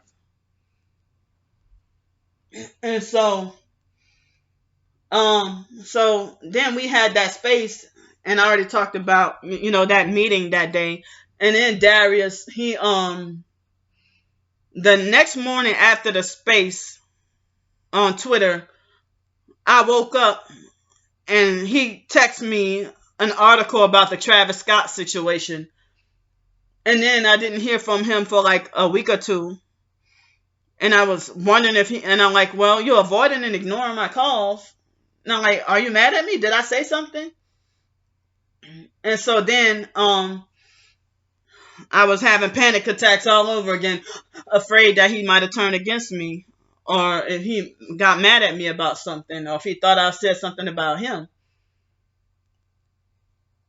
So then, um, there was a point in time when 1 or 2 weeks, somewhere after November 15th, he would call me up just about every day for like 1 or 2 weeks. And we talked just about every day, like the old Darius that I knew in the first place. Then all of a sudden he stopped. And, he knew in advance that his friend was a perp. But then he hung out with his perp friends, for his birthday. And then he came and told me about it. Or telling me about but so then it seemed like he always felt the need to lecture and chastise in his YouTube videos and stuff. And and so it's not, well, I feel like it's not throwing another TI under the bus if you show proof that they are fake and that they are perping you.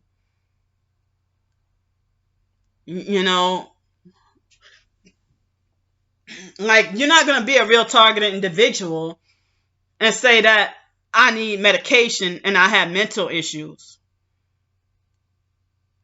Of course I'm going to expose that and call that out. You're not going to be a real targeted individual and laugh at my suffering out on the streets in the cold. So,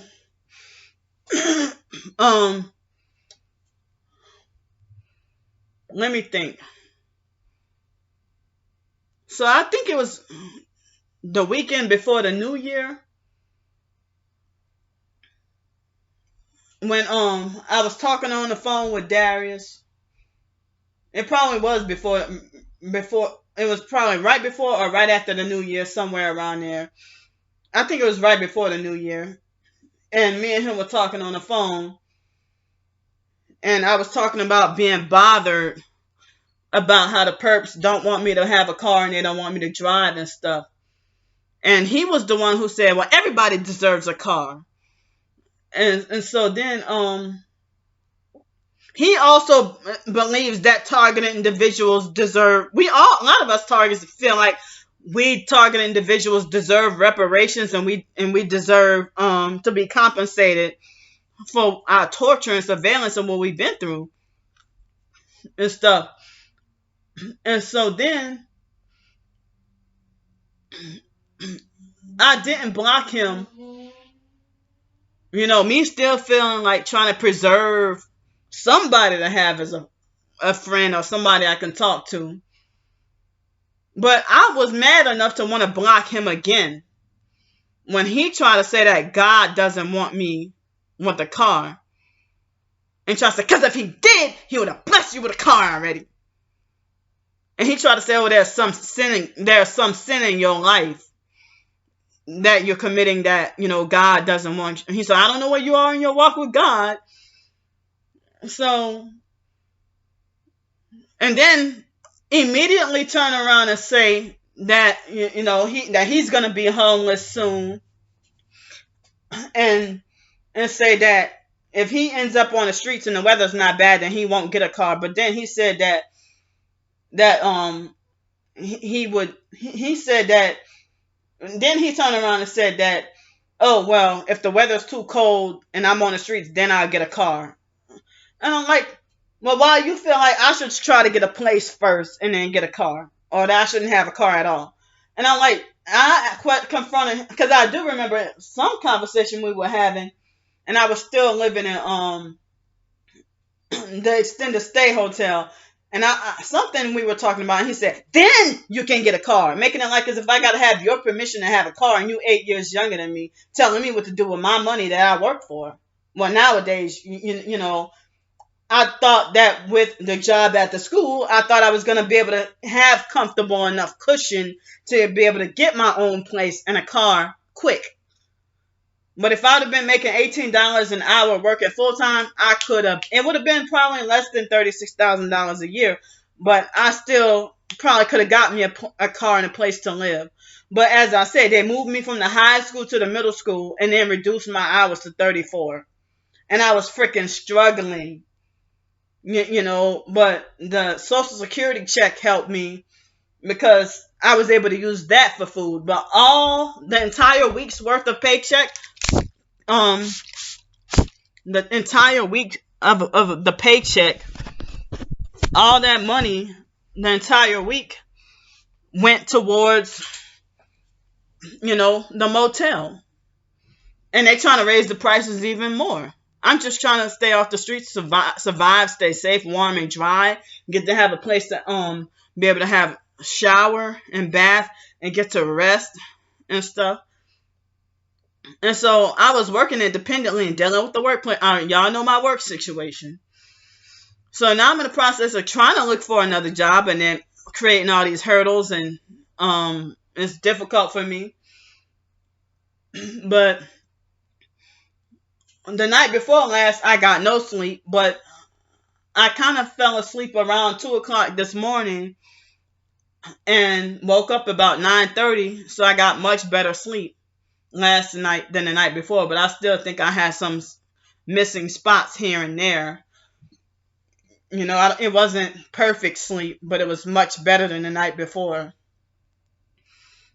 But I was angry and felt like he was being hypocritical and controlling by telling me that God doesn't want you with a car and there's some certain sin in your life that God is not. You know, why would you say something like that if you know that the perps are preventing us from bettering ourselves? And I'm not trying to be conformed to the world or money hungry. I know I can't take the car with me when I die. But I'm just saying that for me to try to survive, y'all, I mean, I already told y'all about me being sabotaged with the buses and everything. So, but sometimes, you know, I being like, well, Darius, how come you don't want me? No, it's not that. Because I know what happened if I get a car. So he's making it like as if he know what will happen if he get a car. So, you know, I was frustrated and bothered and wanted to confront him, not in an argumentative kind of way, but I wanted to be able to sit down on the phone and talk to him about why you said that, you know. But I was scared, me being fearful and scared of him losing his temper on me and then having an emotional crisis and stuff, you know. And so I was bothered for a long time for him saying that, you know. And so, yeah, I was saying, yeah, any of you narcissistic abusers or you gang stalkers who don't want me with a car, fuck y'all. Because it's like you really want to, I'm not trying to get high or successful or anything. I'm just trying to freaking survive, you know, independently in a way that, so I won't have, I mean, if I had access to a car, then that, you know, I can be able to get me my own place fast. I mean, I can get more job opportunities and get my own place faster. You know, and Miss Samantha, she made it like as if, oh, like she tried to say, well, maybe you can you know, have some money, help with getting a car. And she's like, oh, and it can't be a new car. It's like either you don't want me with a car, or if I do to get a car, you don't want me with a new one. But they had a fake T.I. perp that wanted me to go live near Jacksonville by her. And she got mad and cussed me from A to Z. And falsely accused me of saying I wanted a fancy car when I never said I wanted a fancy car. You know, so I said I wish that I could work my own way to get a new car. And, you know, I've been deprived all these years. So, So then Monday, I mean, cause all right, that was the third to last conversation was about the car thing, and I was mad. I was mad about that. And so then, um, and I don't want him to try to make me out to look insane or crazy or try to gaslight me. And then no, I don't think it was Friday. I think it was Saturday. He called me up telling me he needed somebody to talk to again. And so me and him had a discussion about, you know, he had an argument with his sister.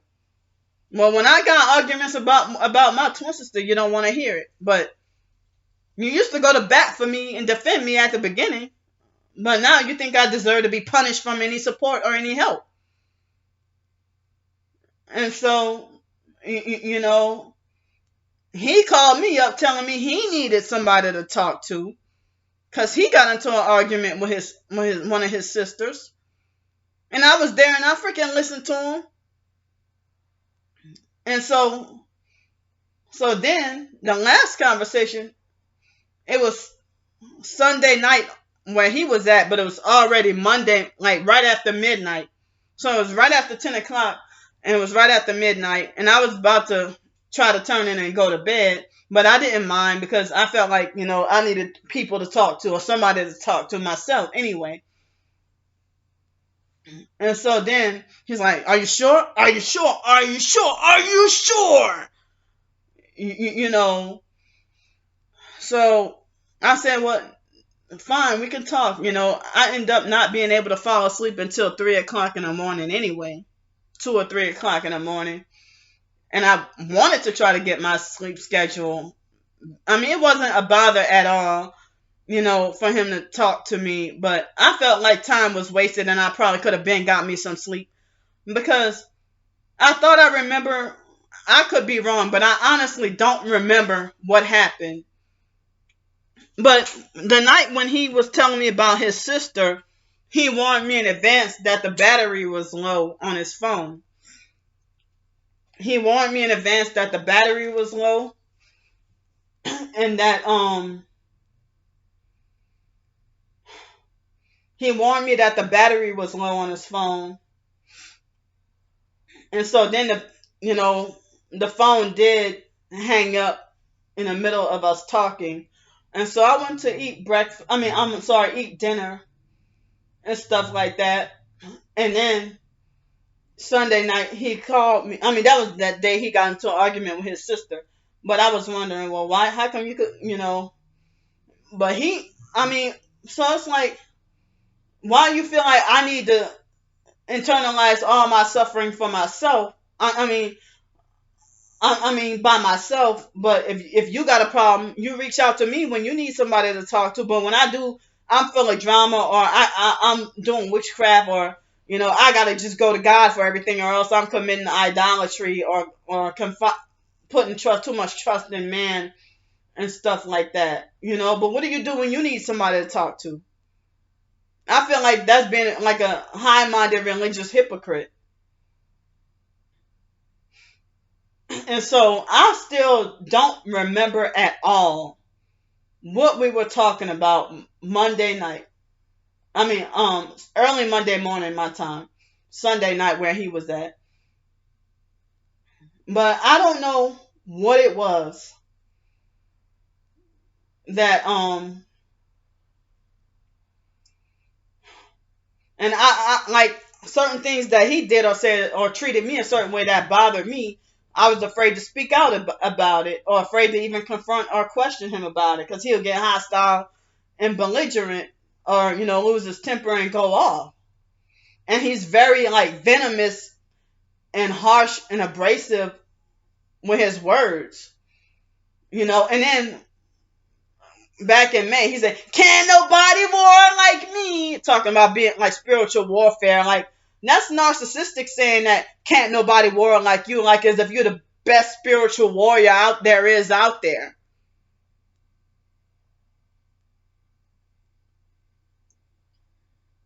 And so I don't know what the hell went on that I thought I remember he was in the middle of rambling on and talking.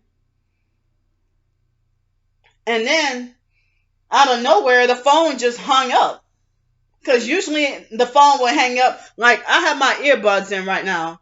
So sometimes I might accidentally, you know, my neck might press against my chin might press against my shoulder by accident, and accidentally hang up, or the gang stalkers interfere with our phone and put the phone on mute or something like that.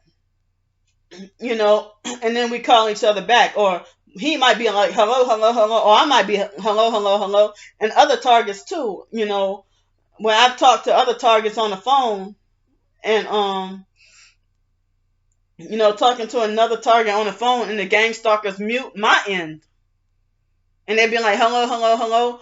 And it's like, I don't even have my, and sometimes a lot of times I try to make sure the earpiece is away from my neck. From my chin, so I won't, but even then, I'm sure that my phone is away. But from last I remember, he had,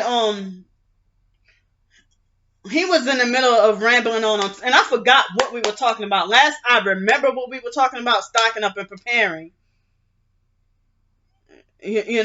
So all I know is he was in the mid-conversation rambling on, and my phone did not hang up. and it was strange because it's like as if a word or a sentence cut off, and I thought maybe his battery died again, or I thought the perps hung us up, and I was trying to, I didn't realize mid conversation he was talking. He was talking mid conversation, and I thought that he wouldn't be the type, he was trying to tell me that it's messed up for targeted individuals to block or cut off contact with another TI and don't tell them what you did wrong. But here, you look what you did it to me. So he never would have blocked me before. Or what did I do or say that was that offensive? I don't even remember, because I remember him talking. And then it's like as if he was in the middle of saying sentences and conversation and just talking, and I was listening. And then immediately I called back. He didn't seem like he was in distress or frustrated at that moment or nothing. But earlier he was frustrated about the perps around him. But what did I do or say? Only he can tell me what I did or said. And so then, the perps gonna probably laugh and say, ha, ha, ha, this is proof that Candy can't get along with nobody, or proof that nobody likes Candy. This is more proof that somebody got another testimony against Candy because Candy's a bad and crazy person. Ha, ha, ha. Now, ha, ha, ha, even other target individuals don't like your ass. Ha, ha, ha, they would say about me. So it was weird and bizarre that Darius was mid-sentence talking, and then the phone just hung up. And I kept trying to call back, and I thought that maybe he was trying to call me back, or I thought we were both trying to call each other back, because that happened numerous times, And he was the targeted individual that I talked to more like between him and Melvin for the longest. No, it was more like him. If it weren't for that 5-month gap, then it would have been him. But between him and Melvin, I talked to them for the longest duration. So it's as far as targeted individual, I could never really keep a friend for long. And then I heard about people say that perps want us separated, or they hit us with frequencies to make us turn against each other. Darius has even acknowledged that. Or that the perps don't want us getting along. So, I always felt afraid to say this or that, or afraid of him getting mad at me, or have this constant fear of him getting mad or losing his temper on me. And It seemed like as if he act like he think he's older than me or something, But it's not my fault of having arrested development and how I grew up, And I'm trying to change that, trying to better myself, I'm not trying to be like a child, but adult things that I would like to do, like if I want to make my own decision to want to go to the beach, that's my right. But people have a problem with me going, doing what makes me happy, and I'm not breaking the law or doing anything wrong. But I thought that maybe I could have been talking about wanting to drive or the foster mom or something. And I don't know if he got annoyed and frustrated and blocked. I don't remember what it was that, or what I could have, what could have been done, or I don't remember exactly because it all happened so fast. And then I was browsing through on my laptop, and I wanted to talk to Darius. And then I didn't realize when I tried to ask him on Twitter, I was trying to ask him, I said, Darius, check your DM. And I was trying to, and I feel like, well, he had to have been that fucking pissed and offended at me. Because I really don't have any recollection of, it wasn't ever my intention to try to hurt him or anything, or offend him or do anything,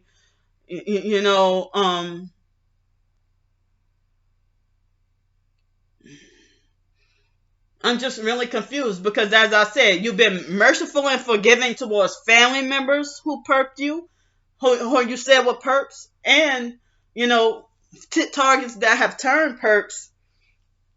You've been merciful and forgiving towards Ashley Burks, Miss Deborah, Crystal, Andrea, and everybody else. But I never perped anybody and never had the intent to perp anybody. I don't go around trying to offend anybody. And so, because I think it was that first conversation when he was talking to me, when we went a long time without talking, and he said that he would sometimes watch me and my twin sister's videos, and I'm like, wait a minute. He said that even when we weren't on speaking terms, but I felt afraid to try to reach out to him, afraid that he might be like hostile. He said, all I know is I was blocked. But I'm like, you said things that hurt me. And I wanted to try to work things out, or try to talk things out, or try to straighten things out. Whatever I might have done that was that you might have took me the wrong way, or whatever I might have said that you got offended by. And so, if you reached out to me saying you didn't have nobody to talk to, but it seemed like he can get along much better on Twitter with everybody,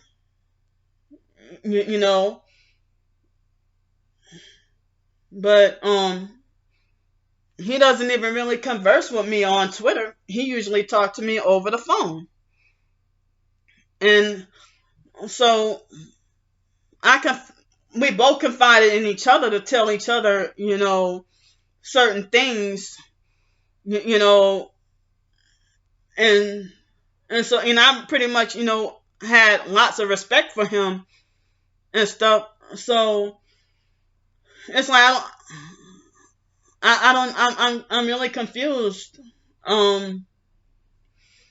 Really confused and upset, and I haven't cried in a long time, and I don't want, I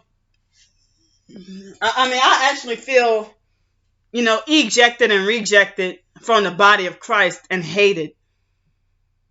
Like, and speaking of that, I remember telling him about me being banned from professed Christian forums about, trying to, ask questions based on the truth, and they banned me from certain Christian forums. And he's like, why do you think they would do that to you, Candy? Like, he was frustrated with me and defending them.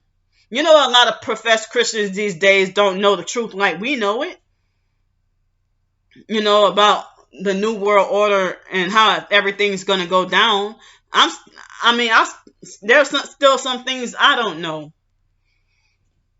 I'm not a know-it-all, but I'm willing to learn any more truth that they got going on.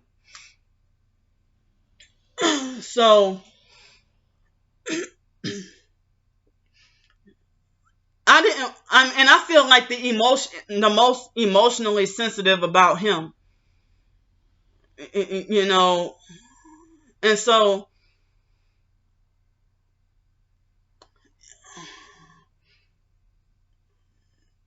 I felt like I felt spiritually abused and felt like as if I was dealing with another Lisa Ruby and Tracy Broadhurst. And I hate when a narcissistic abuser condemn you about doing something and then they turn around and do it. And so, but that was bizarre and strange what he did though. And then he straight up blocked me. I'm like, what could I done? Or I don't remember saying anything that might have offended him. We had numerous conversations with him not being so easily offended, and so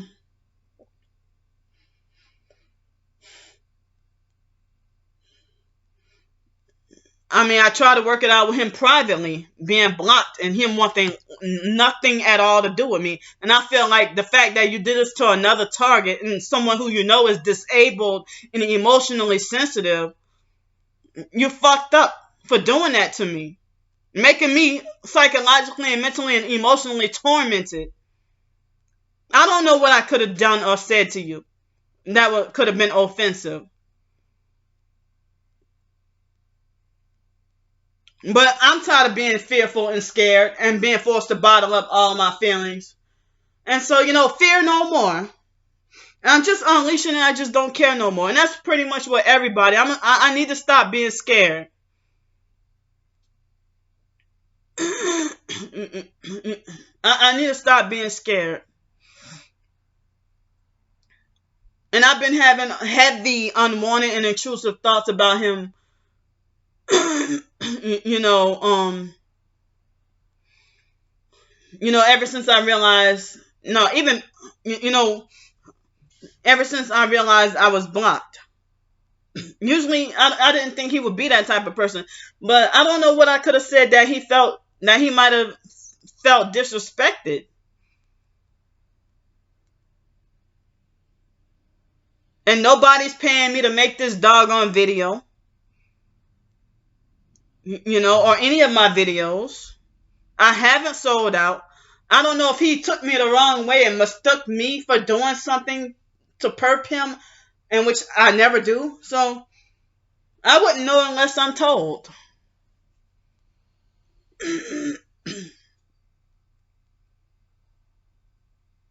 So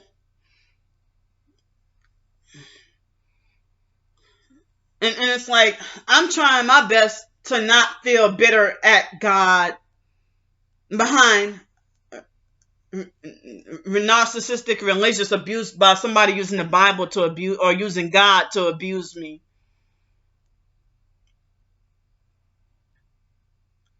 And he's one of those type of narcissistic abusers who worship punishment.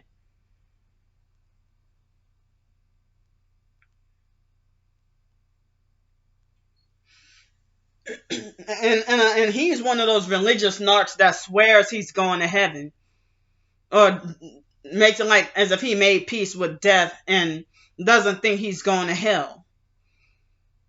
But certain religious narcs act like they only certain sins you need to repent from, when we need to repent from everything. Everything that's not pleasing to God. And I know I haven't fully done it, but I don't go around, making it like everybody deserve to be punished.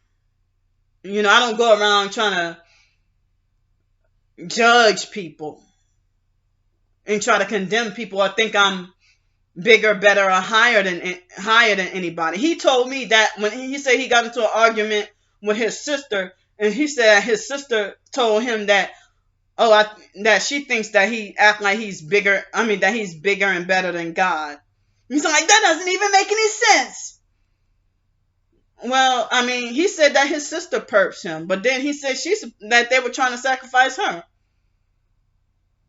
But I also have that sentiment that, one of those religious narcs that walk around with elitist mentality.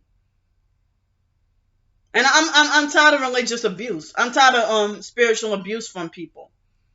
And Darius, if you don't want anything to do with me, for the rest. I'm not gonna kiss your ass.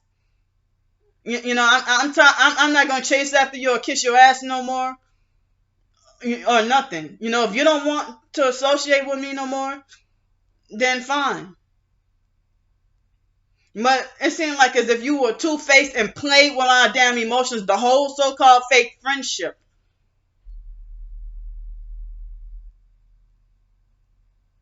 You're fake just like anybody else from Los Angeles metro area.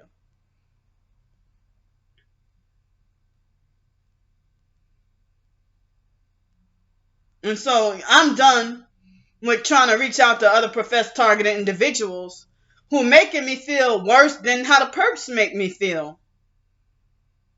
More damaged. And people want to say that, and he probably gonna, be hostile and belligerent and arrogant rather than humbling himself and be like, he not gonna feel like he did any or said anything wrong.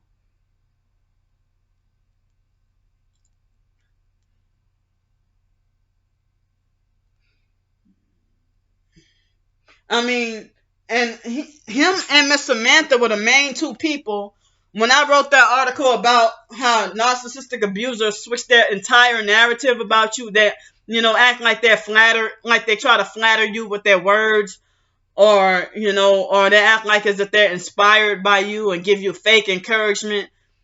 And once they get mad at you, they hate you, and they don't even care if you die, or they don't care what bad happened to you. But at first they act like they care about you and check up on you, make sure you're okay and everything. And all of a sudden they act like they change their narrative and change their feelings about you, and then act like as if they never did care about you, or if y'all never were friends, or like they never did know you.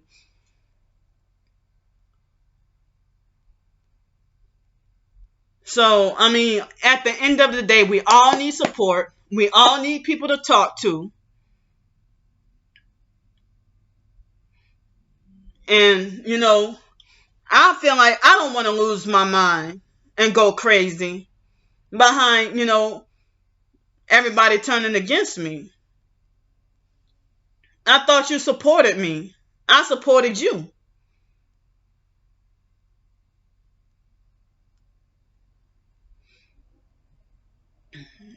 And I'm just, the idea that people can have that much power and control over you and stuff like that. So now that you block me or don't want to associate with me or talk to me no more, and it would be very hateful for you to try to say, good, and I hope God doesn't get you a car. Just angry and,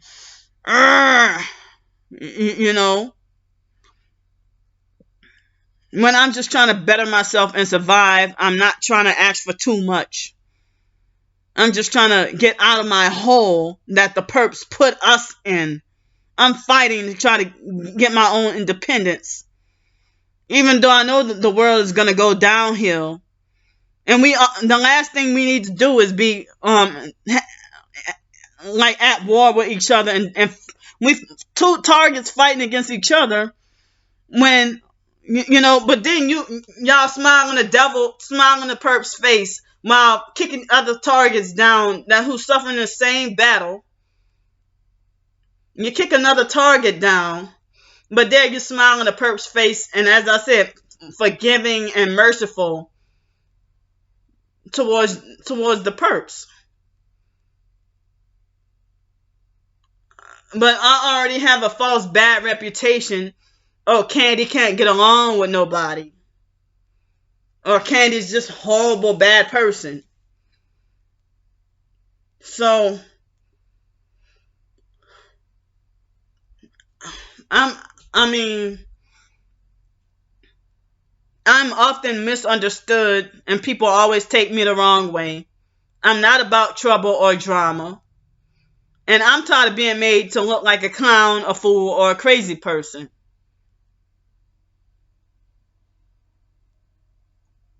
So, I'm feeling half better, half worse at the same time that I finally got to unleash my emotions and let my emotions out. you know, rather than being forced to stuff in my feelings and then lashing out and losing my temper.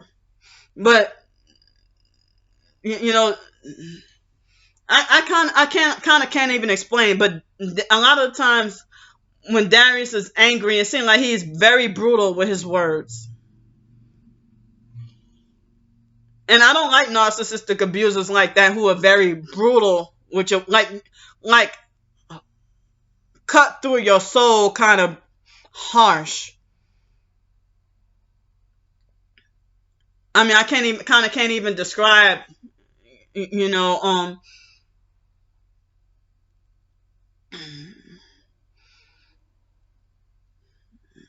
and people who just don't care about your emotions or don't care about your feelings, that if they know you're emotionally sensitive and then they want to hurt you even more, you fucked up.